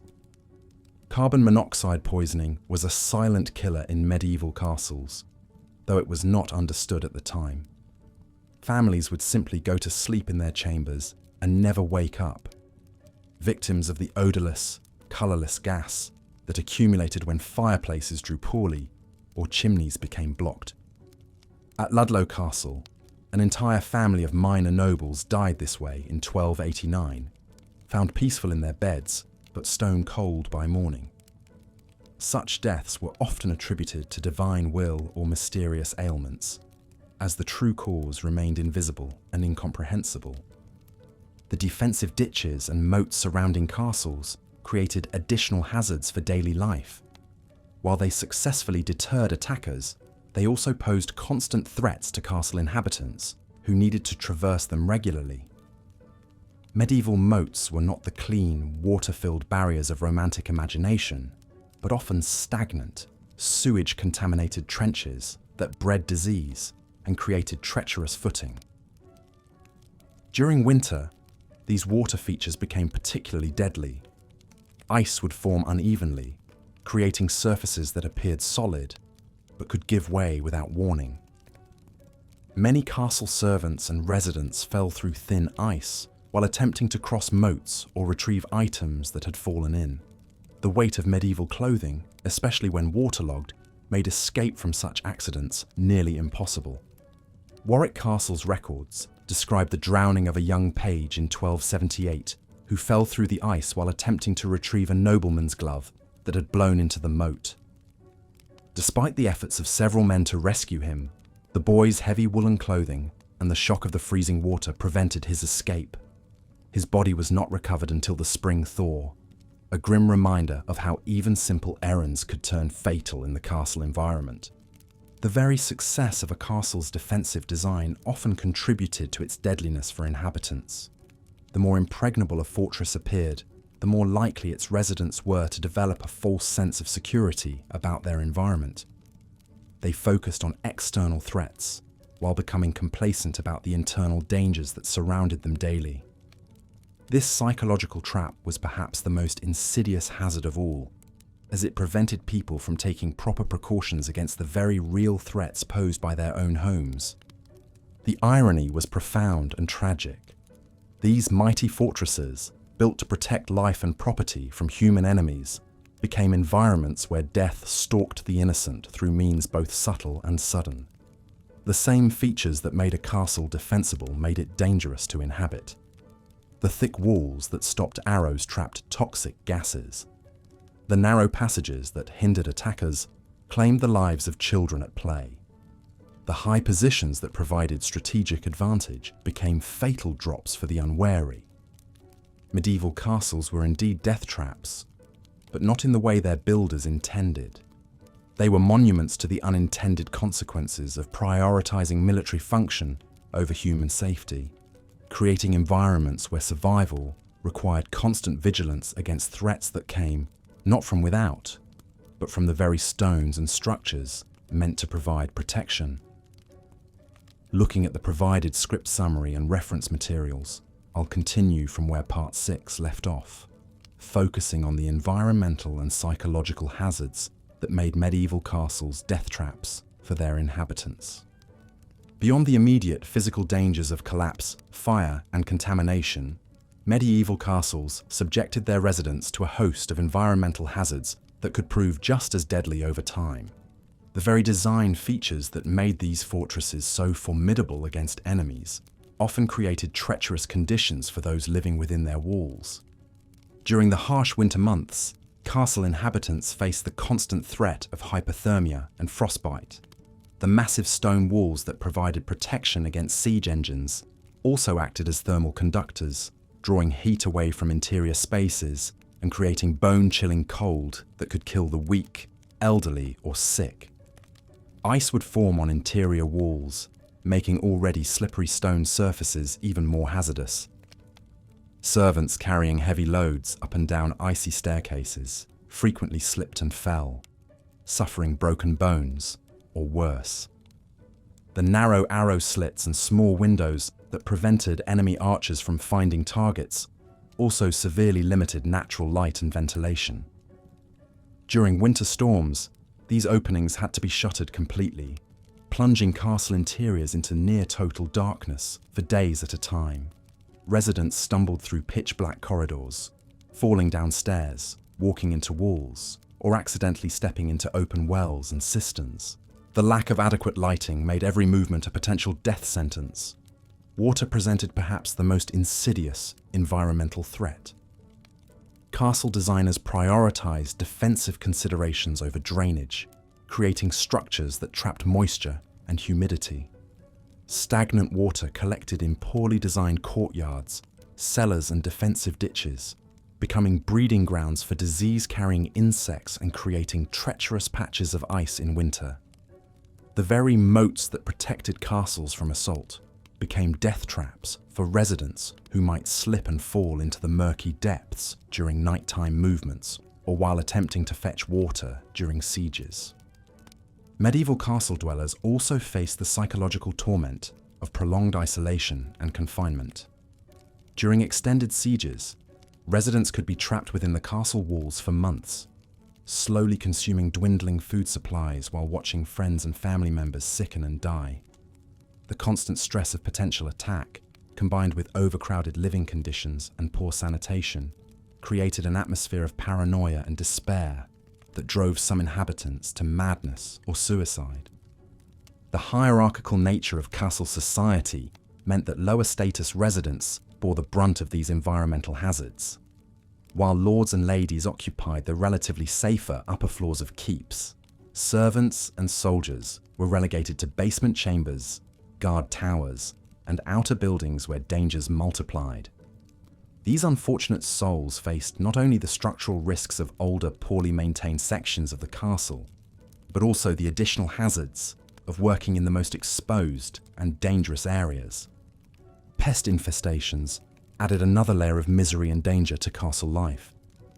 The thick stone walls and numerous hiding places provided perfect habitats for rats, which carried fleas infected with bubonic plague and other diseases. These rodents contaminated food stores, gnawed through wooden supports, and spread disease throughout the castle population. Medieval residents had no effective means of controlling these infestations, leaving them vulnerable to repeated waves of pestilence. The accumulation of human and animal waste within castle walls created a toxic environment that slowly poisoned inhabitants over time. Garderobes emptied into pits or chutes that often overflowed during heavy rains, sending sewage flowing through lower levels of the castle. The resulting contamination of water supplies and living spaces exposed residents to cholera, dysentery, and typhoid fever. Even those who survived the immediate effects of such diseases often suffered long-term health consequences that shortened their lives significantly. Perhaps most tragically, the very features that made castles symbols of power and prestige also made them elaborate death traps for the people they were meant to protect. The massive walls that projected strength could collapse without warning. The defensive mechanisms designed to repel invaders could malfunction and kill defenders. The water systems meant to sustain life during sieges could become conduits for disease and death. In their single-minded focus on military effectiveness, medieval castle builders created structures that were fundamentally hostile to human habitation. Every design decision prioritized defensive capability over safety, comfort, or health. The result was a building type that, while militarily impressive, subjected its inhabitants to a constant array of mortal dangers that claimed lives as surely as any enemy sword or siege engine. The irony of medieval castles is that they succeeded brilliantly at their intended purpose of military defense, while simultaneously failing catastrophically at their secondary function of providing safe shelter for human beings. These monuments to medieval engineering prowess stand today as reminders not only of the ingenuity of their builders, but also of the terrible price paid by those who lived and died within their walls. In seeking to create impregnable fortresses, medieval architects inadvertently designed some of history's most elaborate and deadly death traps. Here's part 8 of the 12-part script for Why Medieval Castles Were Death Traps. Even the simplest daily routines within castle walls posed extraordinary dangers to inhabitants. Take the matter of sleeping arrangements, something we consider a basic human comfort. In medieval castles, even rest itself could become a death sentence. The great halls where many servants and soldiers slept were death traps disguised as dormitories. These massive spaces, designed to accommodate dozens of people, created a perfect storm of hazardous conditions that could turn a peaceful night's sleep into a nightmare of injury or death. Picture sleeping shoulder to shoulder with 50 other souls on straw pallets scattered across cold stone floors. The communal sleeping arrangements meant that disease spread like wildfire through the ranks. When one person fell ill with plague, typhoid, or any number of medieval maladies, the entire hall became infected within days. The straw bedding, rarely changed and often crawling with vermin, harbored fleas and lice that carried deadly diseases from person to person. Many inhabitants would go to sleep healthy and wake up with the telltale signs of bubonic plague, or never wake up at all. The primitive heating systems posed their own lethal threats. Great hearths burned constantly to ward off the bitter cold, but these massive fires created invisible killers that claimed lives silently in the night. Carbon monoxide poisoning was rampant but completely misunderstood. Castle dwellers would seal shutters and doors against winter winds, trapping deadly gases inside. Many would simply fail to wake up, their families believing they had died peacefully in their sleep, never knowing that invisible fumes had slowly suffocated them. Even more treacherous were the sleeping arrangements in the upper chambers of castle towers. Noble families and important guests were housed in these supposedly prestigious quarters, but they were essentially death traps suspended high above the ground.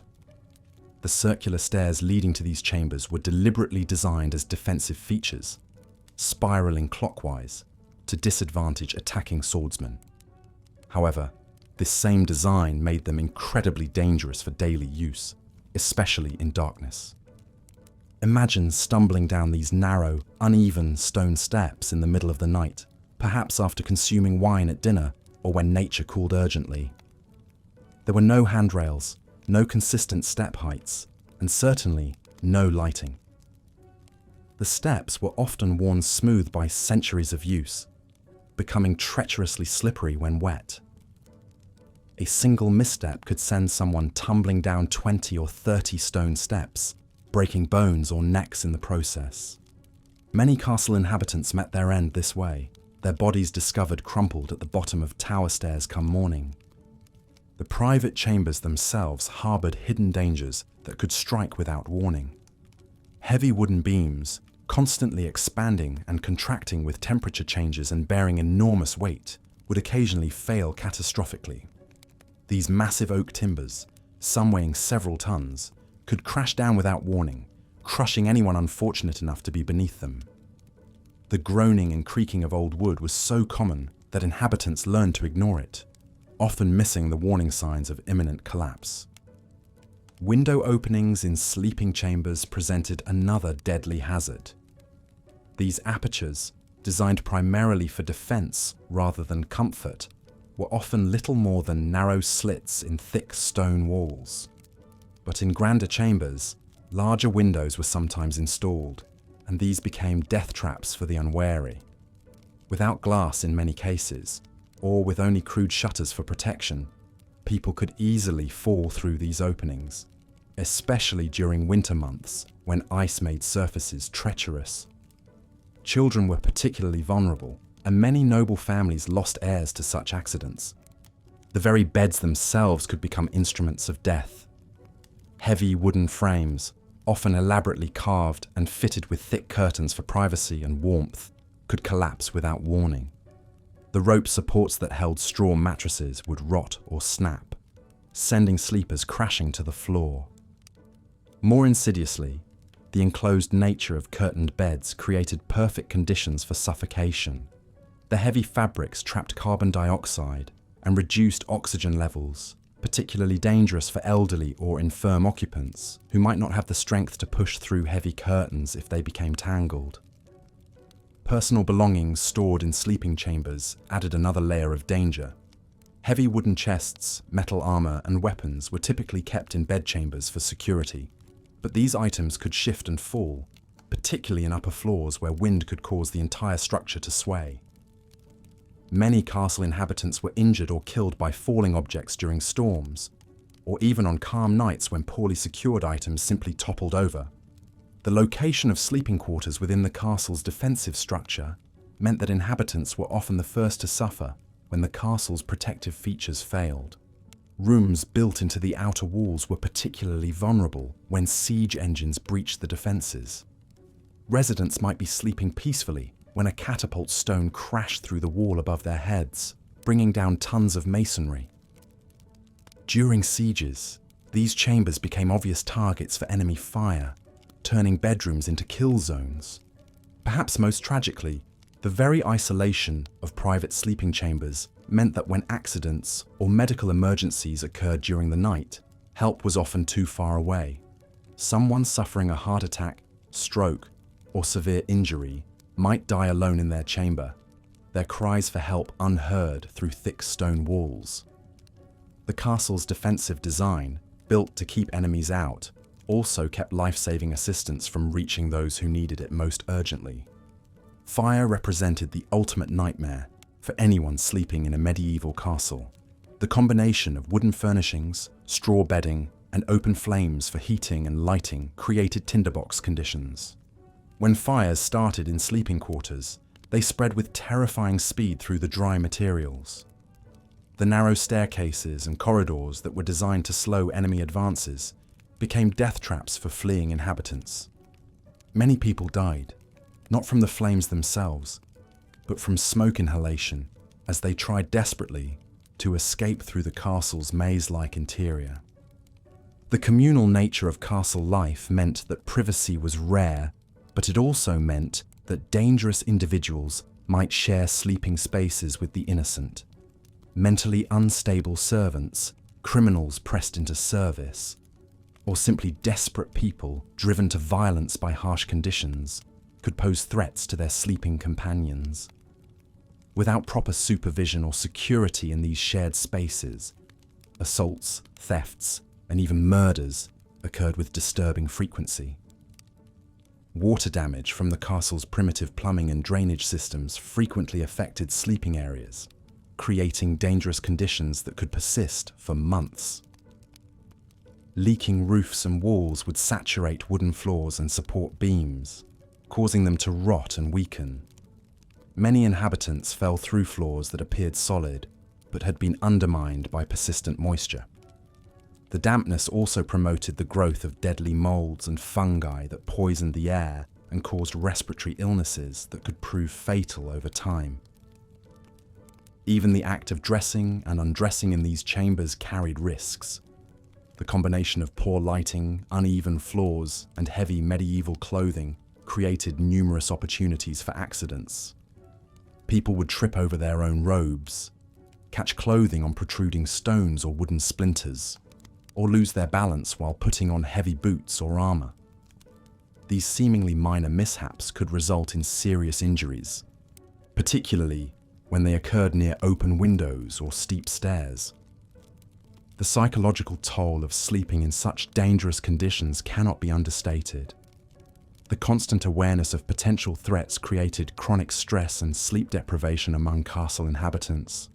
This exhaustion led to poor judgment and increased accident rates during the day, creating a vicious cycle where the dangers of nighttime affected daytime safety as well. Many people developed severe anxiety about sleeping, leading to insomnia that further compromised their health and decision-making abilities. For servants and lower-ranking inhabitants, sleeping arrangements were even more precarious. They might be assigned spaces in the most dangerous parts of the castle, such as near the kitchens where fire risk was highest, or in partially ruined sections where structural integrity was questionable. These individuals had no choice but to accept whatever accommodations were provided, regardless of the obvious dangers they presented. The seasonal nature of medieval life meant that sleeping conditions varied dramatically throughout the year, with each season bringing its own particular set of deadly hazards. Winter brought the risks of freezing, carbon monoxide poisoning from poorly ventilated heating, and ice-related accidents. Spring flooding could undermine foundations and create unstable sleeping areas. Summer heat could make upper chambers uninhabitable, forcing people into lower areas where other dangers lurked. Autumn storms could damage roofs and walls, sending debris crashing into sleeping quarters without warning. In the end, the simple human need for rest and sleep became yet another battlefield in the daily struggle for survival within medieval castle walls. Every night brought the possibility that sleep might become eternal, that rest might turn into death. The castle's inhabitants went to bed each evening knowing that they might not see another dawn, not because of enemy attack or siege, but because the very structure that was supposed to protect them had become their most intimate and persistent threat. In these fortresses where safety was supposed to reign supreme, even the most basic human activities carried the potential for sudden, unexpected death. Here's part 9 of the 12-part script for why medieval castles were death traps. As we've explored the countless hazards that plagued medieval castle life, from crumbling walls to contaminated water, there's one aspect of these fortresses that truly epitomize their deadly nature: the kitchens and food preparation areas. These spaces, meant to sustain life, became some of the most perilous environments within castle walls. Picture the great kitchen of a medieval castle, a cavernous space dominated by massive stone hearths that roared with constant flame. These cooking fires, essential for preparing meals for hundreds of inhabitants, created a perpetual inferno that could easily spiral out of control. The kitchen walls, blackened with decades of soot and grease, were essentially giant tinderboxes, waiting for a single spark to ignite them. Wooden beams overhead, dried by years of heat and saturated with cooking fats, could burst into flames with terrifying speed. The kitchen staff worked in conditions that would horrify modern safety inspectors. Scullery maids and kitchen boys scurried between blazing hearths, carrying buckets of scalding water and platters of searing meat. Burns were so common, they were considered an occupational hazard rather than an accident. Many kitchen workers bore the permanent scars of their trade, with hands and arms marked by countless encounters with hot metal, boiling liquids, and open flames. The very architecture of these kitchens created deadly traps. Narrow doorways that could accommodate only one person at a time became bottlenecks during emergencies. When fires broke out, which they did with alarming frequency, workers found themselves trapped between walls of flame with no escape route. The high stone walls that contained the heat also contained the people, turning the kitchen into a furnace with human fuel. Water, that most basic necessity, presented its own lethal challenges within castle kitchens. Wells were often contaminated by seepage from primitive sewage systems or tainted by the decomposing bodies of animals that had fallen into the water source. The castle's water supply frequently harbored deadly bacteria and parasites that could kill as efficiently as any sword. Kitchen workers who drank from these sources faced constant risk of dysentery, typhoid, and cholera. Food storage areas were breeding grounds for vermin and disease. Grain stores attracted rats by the thousands, and these rodents brought with them fleas carrying bubonic plague. The Black Death, which devastated Europe in the 14th century, often entered castles through their very kitchens and storerooms. Meat hung in cool chambers to cure would rot in warm weather, filling storage areas with toxic fumes and deadly bacteria. Even the salt used to preserve food could be contaminated with lead and other poisonous substances. The preparation of meals itself was fraught with danger. Massive cauldrons suspended over roaring fires could tip without warning, spilling boiling liquids across anyone unfortunate enough to be nearby. Kitchen knives, kept razor-sharp for cutting through tough meat and bone, caused frequent accidents in the dim, smoke-filled environment. The combination of poor lighting, slippery floors, and deadly implements created a workplace where serious injury was not a matter of if, but when. Smoke from the cooking fires created another silent killer. Medieval kitchens had primitive ventilation systems at best, and the constant inhalation of thick, acrid smoke damaged the lungs of everyone who worked there. Many kitchen staff developed chronic respiratory conditions that slowly strangled their ability to breathe. The smoke also reduced visibility to dangerous levels, making it difficult to see hazards until it was too late. The hierarchy of castle kitchens created additional dangers for those at the bottom of the social ladder. Young apprentices and servants were often forced to perform the most dangerous tasks with little training or protection. They might be ordered to clean out hot ovens while embers still glowed, or to venture into smoke-filled storage areas to retrieve supplies during fires. Their expendable status meant their safety was rarely a concern for their superiors. Poisoning, whether accidental or intentional, was another constant threat in castle kitchens. Spoiled food was common due to poor preservation methods and lack of refrigeration. Cooks had to rely on smell and taste to determine if meat was safe to eat, but these senses were often dulled by the constant exposure to smoke and strong odors. Ergot poisoning from contaminated grain could cause hallucinations, convulsions, and death. Lead poisoning from pewter plates and cups used in food preparation created slow, agonizing illness. The very people responsible for feeding the castle faced the greatest food insecurity. Kitchen workers were often fed scraps and leftovers, the least nutritious and most potentially dangerous portions of meals. Malnutrition weakened their immune systems, making them more susceptible to the diseases that flourished in the unsanitary kitchen environment. Ironically, those who prepared feasts for nobles often went hungry themselves. Accidents with cooking equipment were particularly gruesome in an age without proper medical care. A worker might be scalded by steam from a boiling pot, burned by molten fat, or crushed by falling equipment. Without antibiotics or proper wound care, even minor injuries could become infected and led to death. The primitive medical knowledge of the time meant that treatments were often more harmful than the original injury. The seasonal nature of food supplies created periods of extreme stress in castle kitchens. During times of siege or famine, kitchen staff were under enormous pressure to stretch dwindling supplies. They might be forced to prepare food from questionable sources, or to work longer hours under even more dangerous conditions. The desperation of these times led to increased accidents and poor decision-making that put everyone at risk. Even the act of obtaining ingredients could be deadly. Kitchen workers might be sent to gather herbs from areas where poisonous plants grew alongside edible ones.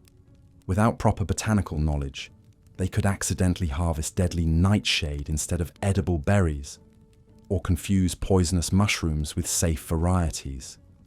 These mistakes could kill not just the gatherer, but anyone who consumed the resulting meal. The preservation methods used in medieval times created their own hazards. Smoking meat required tending fires for days, increasing the risk of burns and smoke inhalation.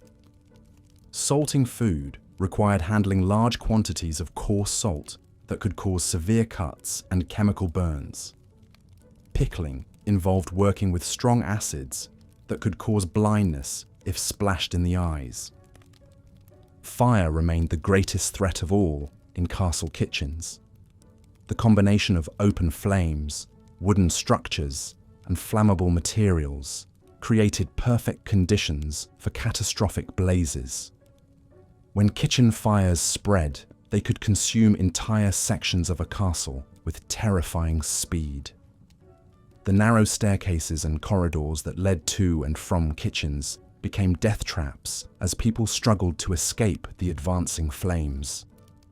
The psychological toll of working in such dangerous conditions cannot be underestimated. Kitchen workers lived in constant fear of injury, illness, or death.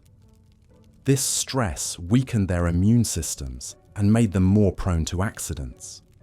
The high turnover rate in castle kitchens was due not just to the physical dangers, but to the mental exhaustion of living under such constant threat. Water-related accidents were particularly common in castle kitchens. Wells and cisterns, essential for cooking and cleaning, were often inadequately covered or protected. Kitchen workers regularly fell into these water sources while drawing water in dark or icy conditions.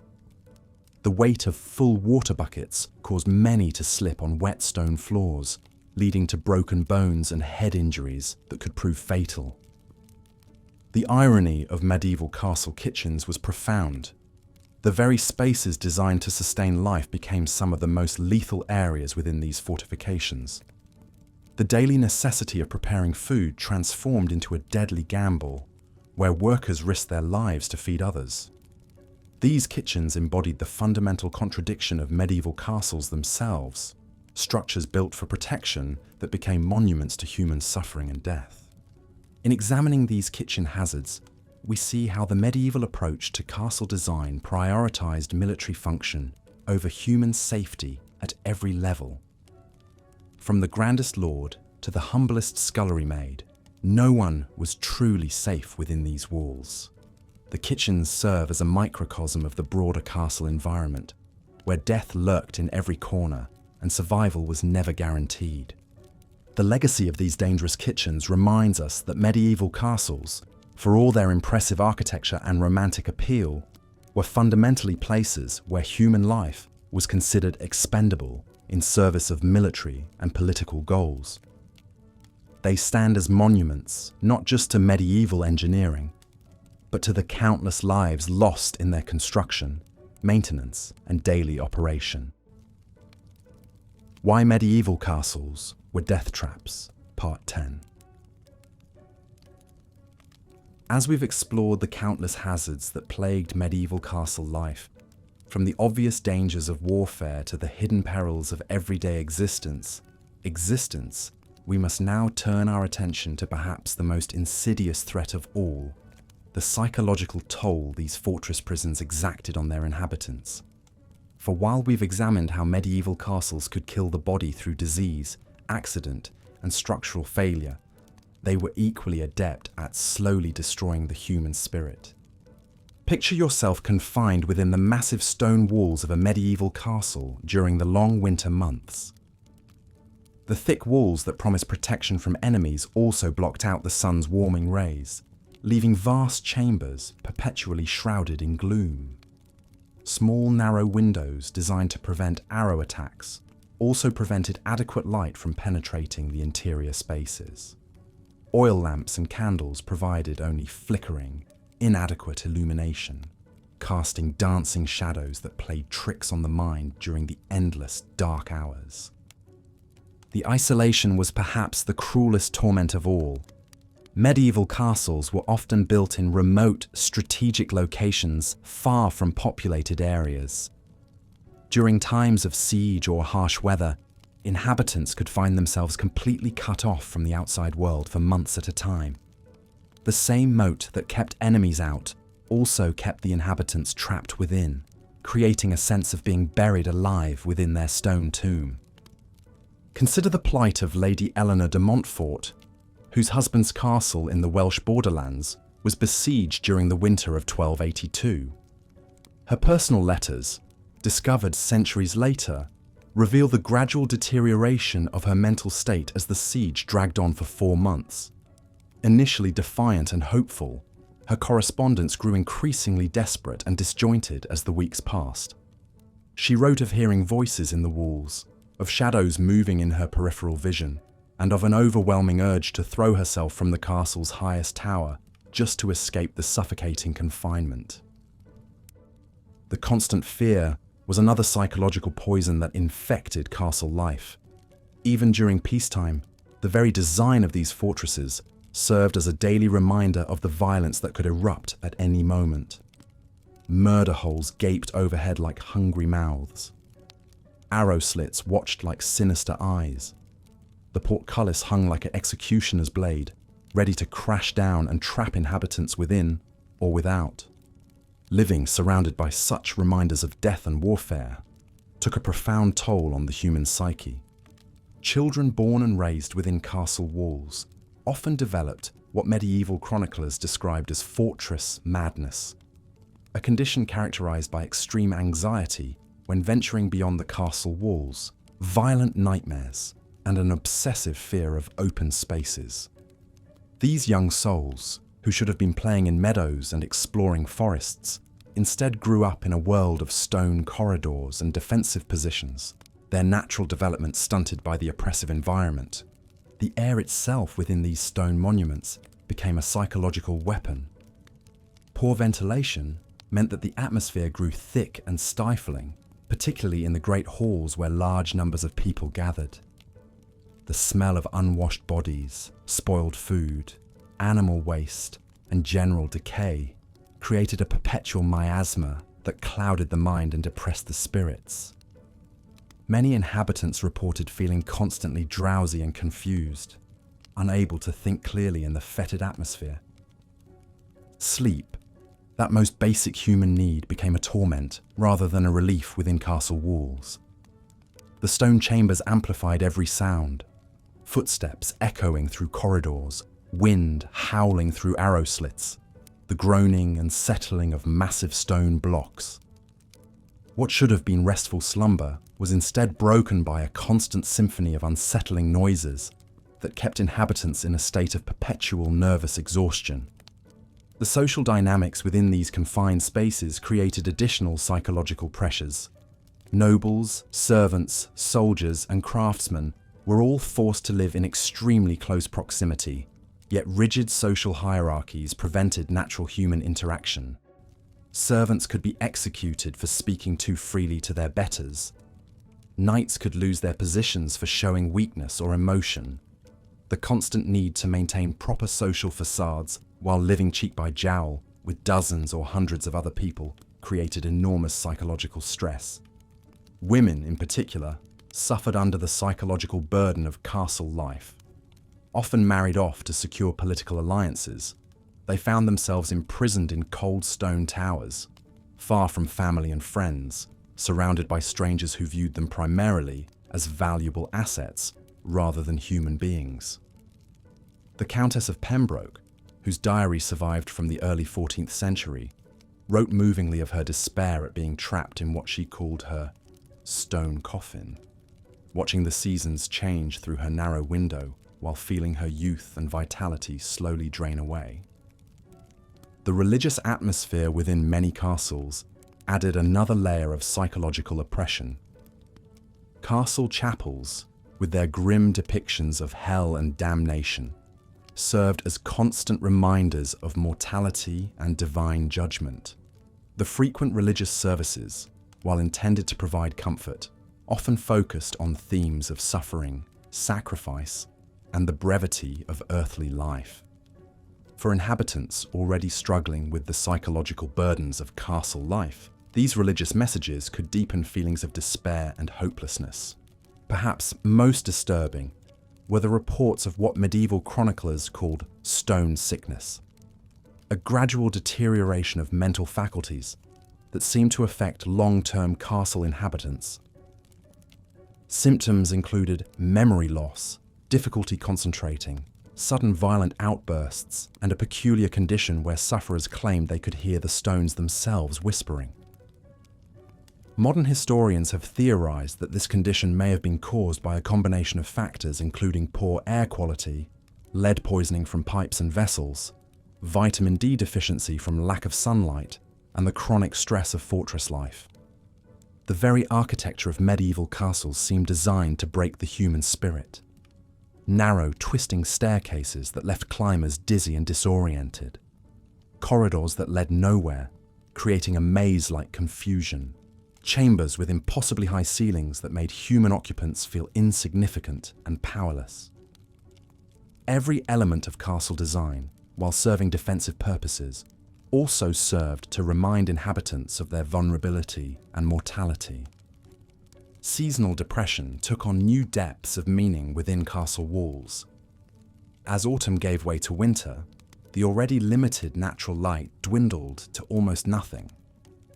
The thick stone walls, which retained cold as effectively as they retained heat, created internal temperatures that remained uncomfortably frigid regardless of the number of fires lit. Inhabitants reported feeling as though they were slowly freezing from the inside out, their very souls growing cold along with their bodies. The psychological impact extended beyond the castle walls themselves.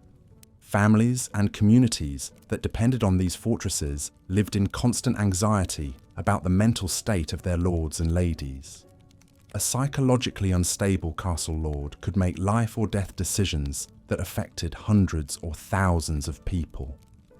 There are numerous historical accounts of castle lords who, driven mad by the stresses of fortress life, made increasingly erratic and dangerous decisions that ultimately led to the destruction of their domains and the death of their people. Even the supposed safety and security provided by castle walls came with a psychological cost.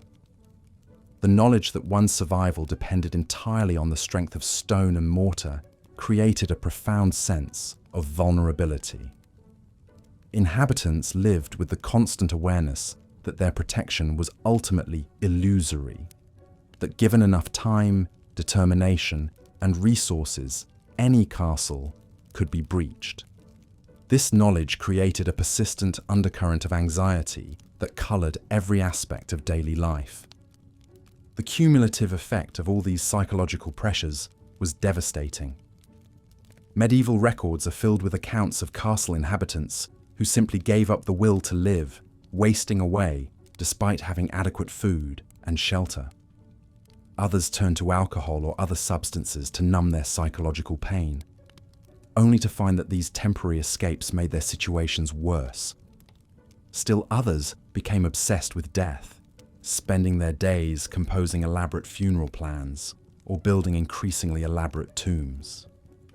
As we reach the conclusion of our examination of why medieval castles were death traps, we must acknowledge that these massive stone fortresses killed not only through obvious physical dangers, but also through the slow, insidious destruction of human psychological well-being.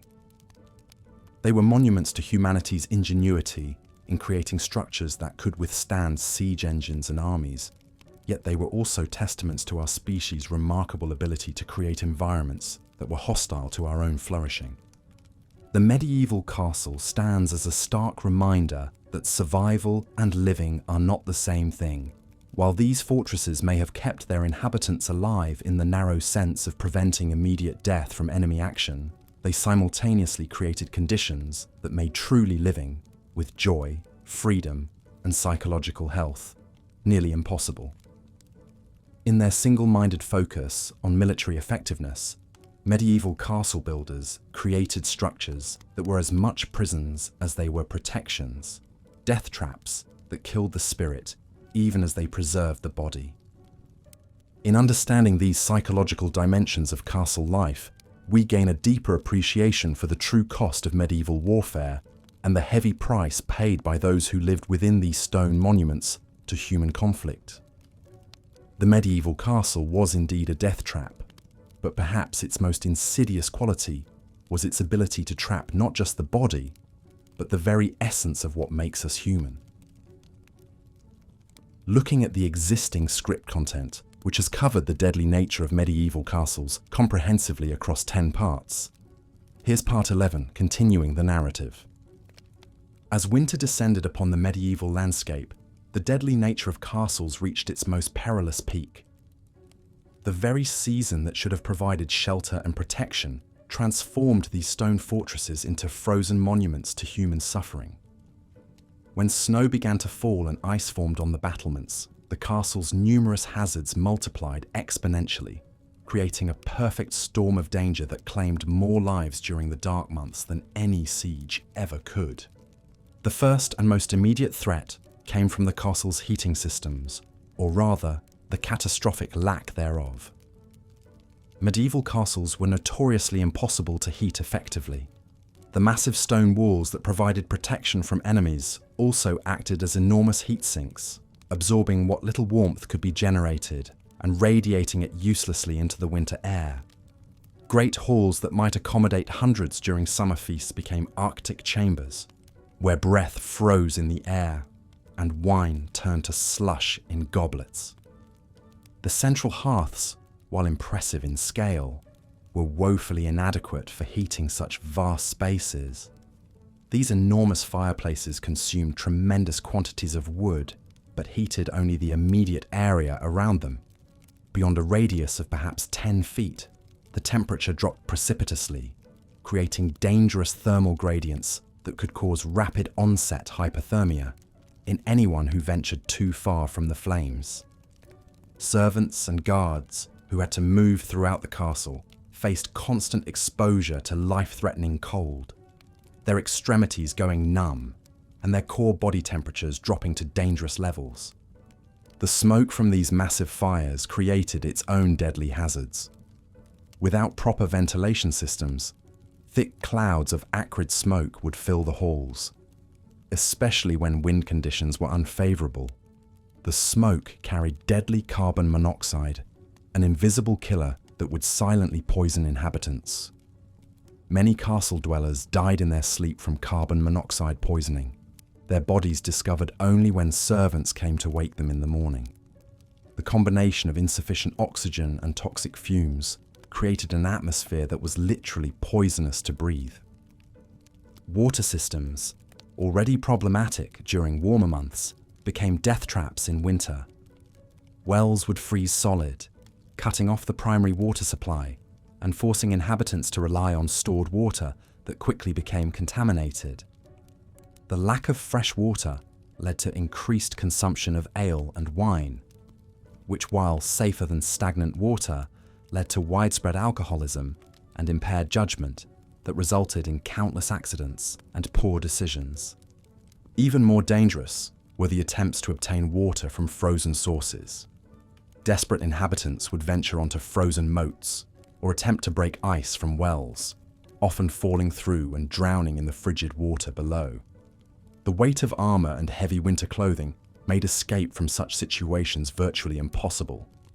Bodies would often remain trapped under ice until spring thaw revealed the grisly extent of winter's toll.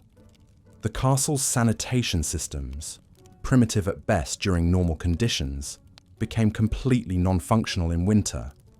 Guardrobe chutes would freeze, creating massive blockages that caused human waste to back up into the living quarters. The stench became overwhelming, but more dangerous was the spread of disease through the contaminated environment. Dysentery, typhoid, and other waterborne illnesses ran rampant through the close quarters, killing inhabitants who had survived the initial cold. Food storage and preparation became matters of life and death during winter months. The The castle's food stores, while impressive in quantity, were often inadequately preserved for extended cold periods. Root cellars would freeze, destroying stored vegetables and leaving inhabitants without essential nutrients. Scurvy became common as fresh produce disappeared entirely, causing teeth to fall out, wounds to fail to heal, and eventually death from internal bleeding. The process of cooking itself became incredibly hazardous. Kitchen fires, essential for food preparation and warmth, were constantly at risk of spreading out of control. The combination of desperate attempts to generate heat and the abundance of dried materials created tinderbox conditions. Many castles were partially or completely destroyed by fires that started in kitchens during winter months, trapping inhabitants in blazing stone chambers with no means of escape. Perhaps most insidious was the way winter darkness affected the psychological state of castle inhabitants. The long nights and short grey days created a crushing sense of isolation and despair. Seasonal depression, while not understood in medieval times, was a very real phenomenon that led to increased rates of suicide, violence, and reckless behaviour. The confined spaces and constant proximity to others in distress created a pressure cooker environment where minor disputes could explode into deadly conflicts. The castle's defensive features became particularly treacherous in winter conditions. Icy battlements and frozen walkways turned routine patrols into death-defying endeavours. Guards attempting to maintain watch would slip on ice-covered stones, plummeting to their deaths in the courtyards below. The narrow spiral staircases, already dangerous in normal conditions, became virtual death traps when covered with frost and ice. Many inhabitants died from falls down these treacherous passages, their bodies broken on the stone steps below. Arrow loops and murder holes, designed to provide defensive advantages, became channels for deadly winter winds that created hurricane-force drafts throughout the castle. These bitter winds would extinguish torches and candles, plunging areas into complete darkness while simultaneously dropping temperatures to lethal levels. The constant exposure to these bone-chilling drafts led to frostbite, pneumonia, and eventual death for many castle dwellers. The structural integrity of castles was severely compromised by winter conditions. The freeze-thaw cycle would force water into tiny cracks in the masonry, then expand as it froze, gradually splitting stones and weakening walls. This process, repeated over many winter cycles, led to sudden collapses of walls, roofs, and entire sections of castles. Inhabitants had no warning when centuries-old stones finally gave way, crushing anyone unfortunate enough to be beneath them. Storage areas became particularly dangerous during winter months. Grain stores, essential for survival, were often located in the coldest parts of the castle to prevent spoilage. However, these areas became so cold that spending any extended time in them could be fatal. Servants sent to retrieve supplies would sometimes be found frozen to death among the grain sacks, their bodies preserved by the very cold that was meant to protect the food. The psychological toll of winter confinement cannot be overstated. Castle inhabitants, already dealing with the stress of potential warfare and daily survival, found themselves trapped for months in increasingly desperate conditions. The combination of cold, hunger, disease, and isolation drove many to madness. Historical records speak of inhabitants who simply walked out into blizzards, preferring a quick death by freezing to the slow agony of winter castle life.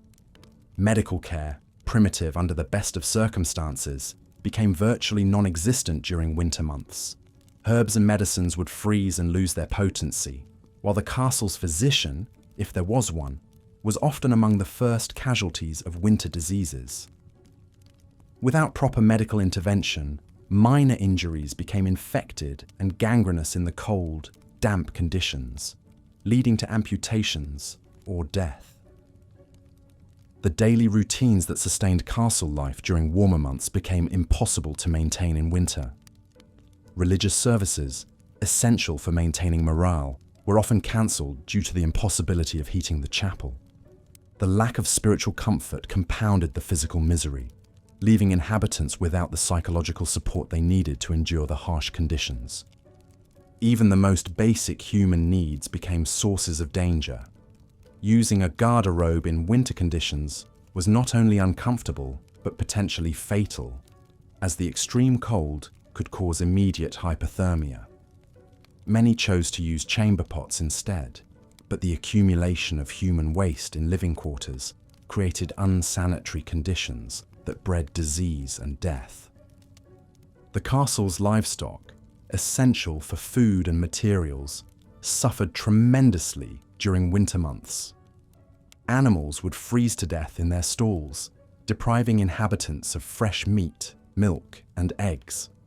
The death of horses was particularly catastrophic, as it eliminated any possibility of escape or communication with the outside world. Dead animals would often remain frozen in place until spring, creating additional health hazards as they eventually thawed and decomposed.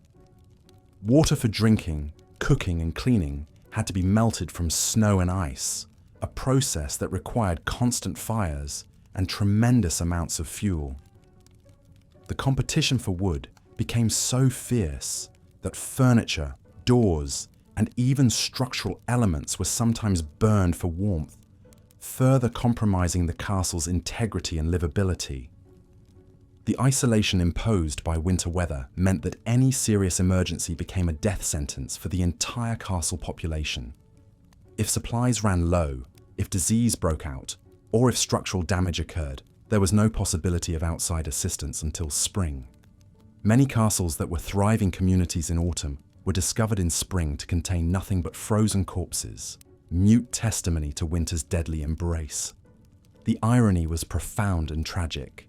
These massive stone fortresses, built at enormous cost and effort to protect their inhabitants from human enemies, became elaborate tombs during the very season when protection was most needed. The same thick walls that could withstand siege engines became prison walls that trapped inhabitants with cold, hunger, and disease. The same height that provided strategic advantage became a guarantee that any fall would be fatal. As spring finally arrived and the ice began to melt, the full horror of winter's toll would be revealed. Bodies would emerge from snowdrifts in courtyards. Wells would yield up the frozen corpses of those who had fallen through ice, and the castle's population would often be reduced by half or more. The survivors, weakened by months of privation and trauma, would face the enormous task of disposing of the dead and attempting to rebuild their shattered community. Medieval castles, these monuments to human ambition and engineering skill, were ultimately revealed as elaborate death traps that turned the natural cycle of seasons into an annual holocaust. The very features that made them impressive as defensive structures made them uninhabitable as human dwellings. Winter after winter, these stone fortresses claimed the lives of those they were meant to protect, proving that sometimes the greatest enemy was not an invading army, but the simple, relentless advance of winter itself. Looking at your medieval castle script summary and the reference materials, I'll create part 12 that serves as a compelling conclusion to your series. Here's the script.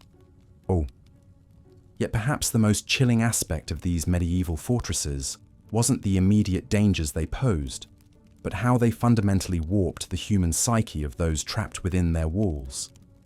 Castle life created a peculiar form of madness that historians have only recently begun to understand. A slow, creeping insanity born from the intersection of isolation, paranoia, and absolute power. Consider the psychological profile of a typical castle lord. Here was a man who lived in constant fear of assassination, revolt, or siege. Every meal could be his last, poisoned by a disgruntled cook. Every servant might be a spy for his enemies. The very walls that protected him also imprisoned him in a world of perpetual suspicion. Sleep became elusive when every shadow might conceal a dagger. Every footstep in the corridor could herald his doom. The isolation was perhaps worse than the fear. Castle lords often went months without seeing anyone outside their immediate household. They were cut off from the rhythms of normal life, from the simple pleasures of walking freely through a village or having an unguarded conversation with a stranger. This isolation bred a particular kind of narcissism and detachment from reality. Many lords began to see themselves as gods among mortals, their judgment infallible, their desires paramount. We see evidence of this psychological deterioration in the increasingly bizarre behaviors documented in castle records. Lords who demanded their food be tested by multiple tasters before each bite. Nobles who slept in different rooms each night, following no pattern that enemies could predict. Castle rulers who became convinced that birds were spying on them, ordering the systematic slaughter of every raven and crow within miles of their fortress. The servants and guards fared no better psychologically, living under constant surveillance, knowing that any mistake could result in brutal punishment or death. They developed what we might now recognize as severe anxiety disorders. Many castle servants reported chronic insomnia, unable to sleep for fear of making a noise that might disturb their lord. Others became obsessively focused on minute details of their duties, checking and rechecking their work dozens of times. The children born in these environments suffered perhaps the most tragic psychological damage. Growing up surrounded by violence, paranoia, and death created adults who were fundamentally unable to trust or form healthy relationships. Many noble children were raised primarily by wet nurses and tutors, seeing their parents only during formal occasions. They learned early that affection was weakness, that trust was dangerous, and that power was the only thing that mattered. Castle chroniclers recorded disturbing accounts of noble children who tortured animals for entertainment, who showed no emotion when witnessing executions, who spoke casually of murder and betrayal as if discussing the weather. These weren't inherently evil children. They were products of an environment so toxic that it poisoned their developing minds. The seasonal patterns of castle life only amplified these psychological pressures. Winter months were particularly brutal, with everyone trapped together in close quarters for months at a time. The combination of limited daylight, poor nutrition, and cabin fever created explosive tensions. Castle records show that incidents of violence, both among servants and nobles, spiked dramatically during the winter months. Spring brought its own psychological challenges.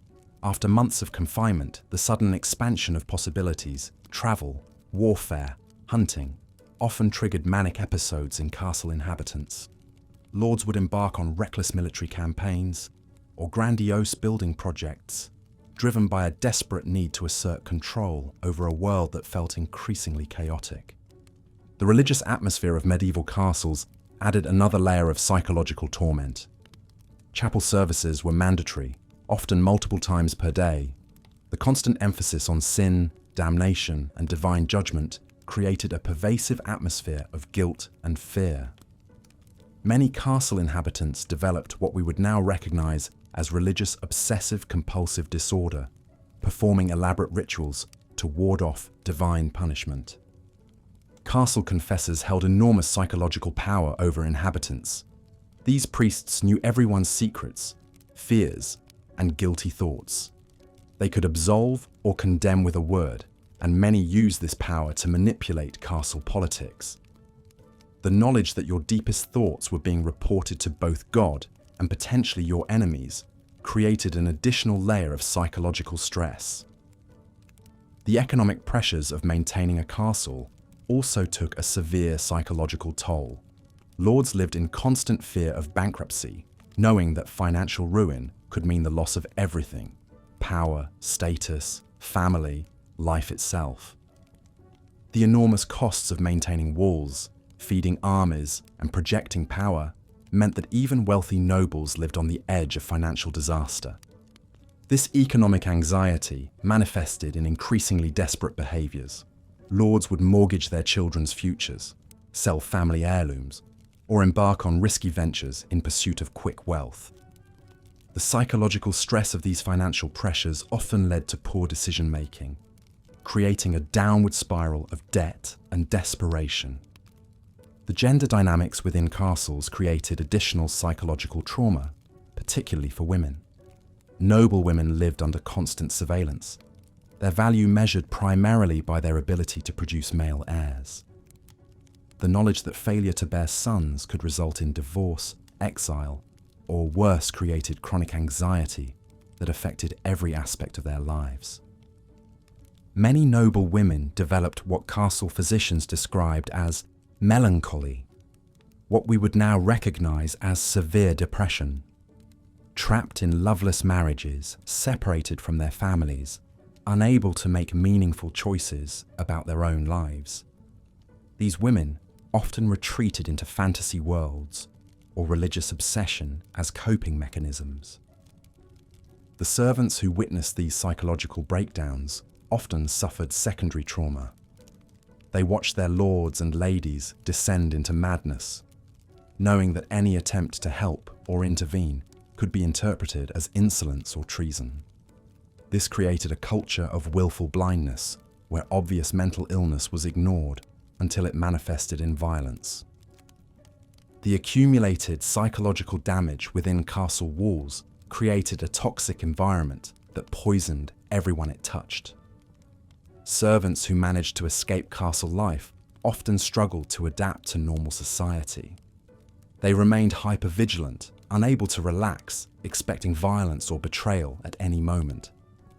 Many former castle inhabitants never learned to form healthy relationships or trust others. The children of castle servants faced their own unique psychological challenges.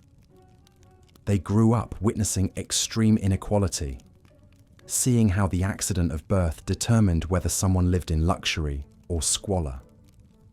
This often created either deep resentment and revolutionary tendencies, or conversely, an acceptance of inequality so complete that they never questioned their own subjugation.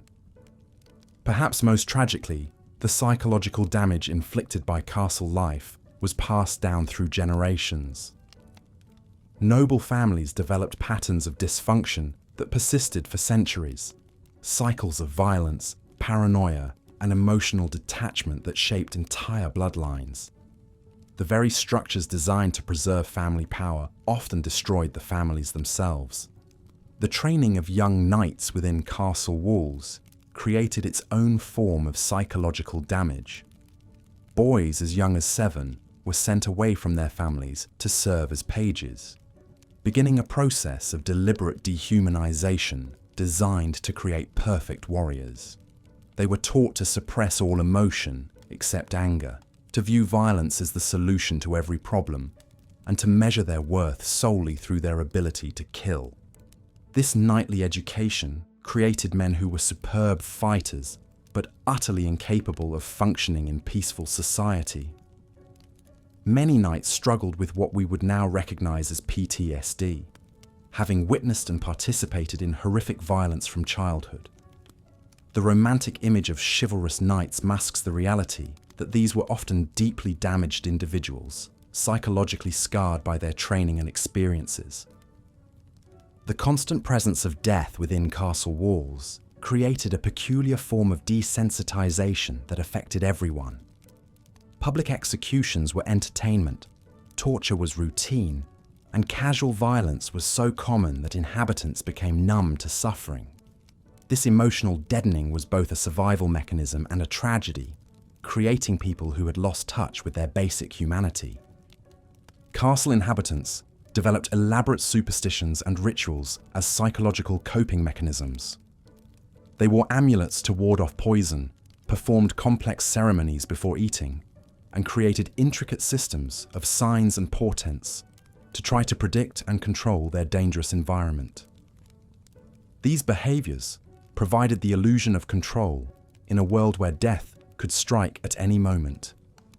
The architectural features of castles themselves contributed to psychological deterioration. The narrow windows, thick walls, and maze-like corridors created a sense of entrapment that affected inhabitants' mental state. Many castle dwellers reported feeling increasingly claustrophobic over time, developing an almost pathological need to escape their stone prisons. The echo chambers created by stone walls and vaulted ceilings amplified every sound, making privacy impossible and creating constant acoustic stress. Inhabitants learned to whisper or developed elaborate systems of silent communication. But the psychological pressure of never being able to speak freely took its toll. As we reach the end of our journey through these medieval death traps, we must confront an uncomfortable truth. The castles that dominated the medieval landscape were not just physically dangerous, they were engines of psychological destruction that damaged everyone who lived within their walls. They created cycles of violence, paranoia, and dysfunction that rippled outward through society, shaping the medieval world's fundamental character. The legacy of these stone fortresses extends far beyond their military function. They represent humanity's capacity to create environments so toxic that they poison the very people they were designed to protect. In our modern world, as we build new forms of isolation and control, perhaps we should remember the lessons of these medieval death traps.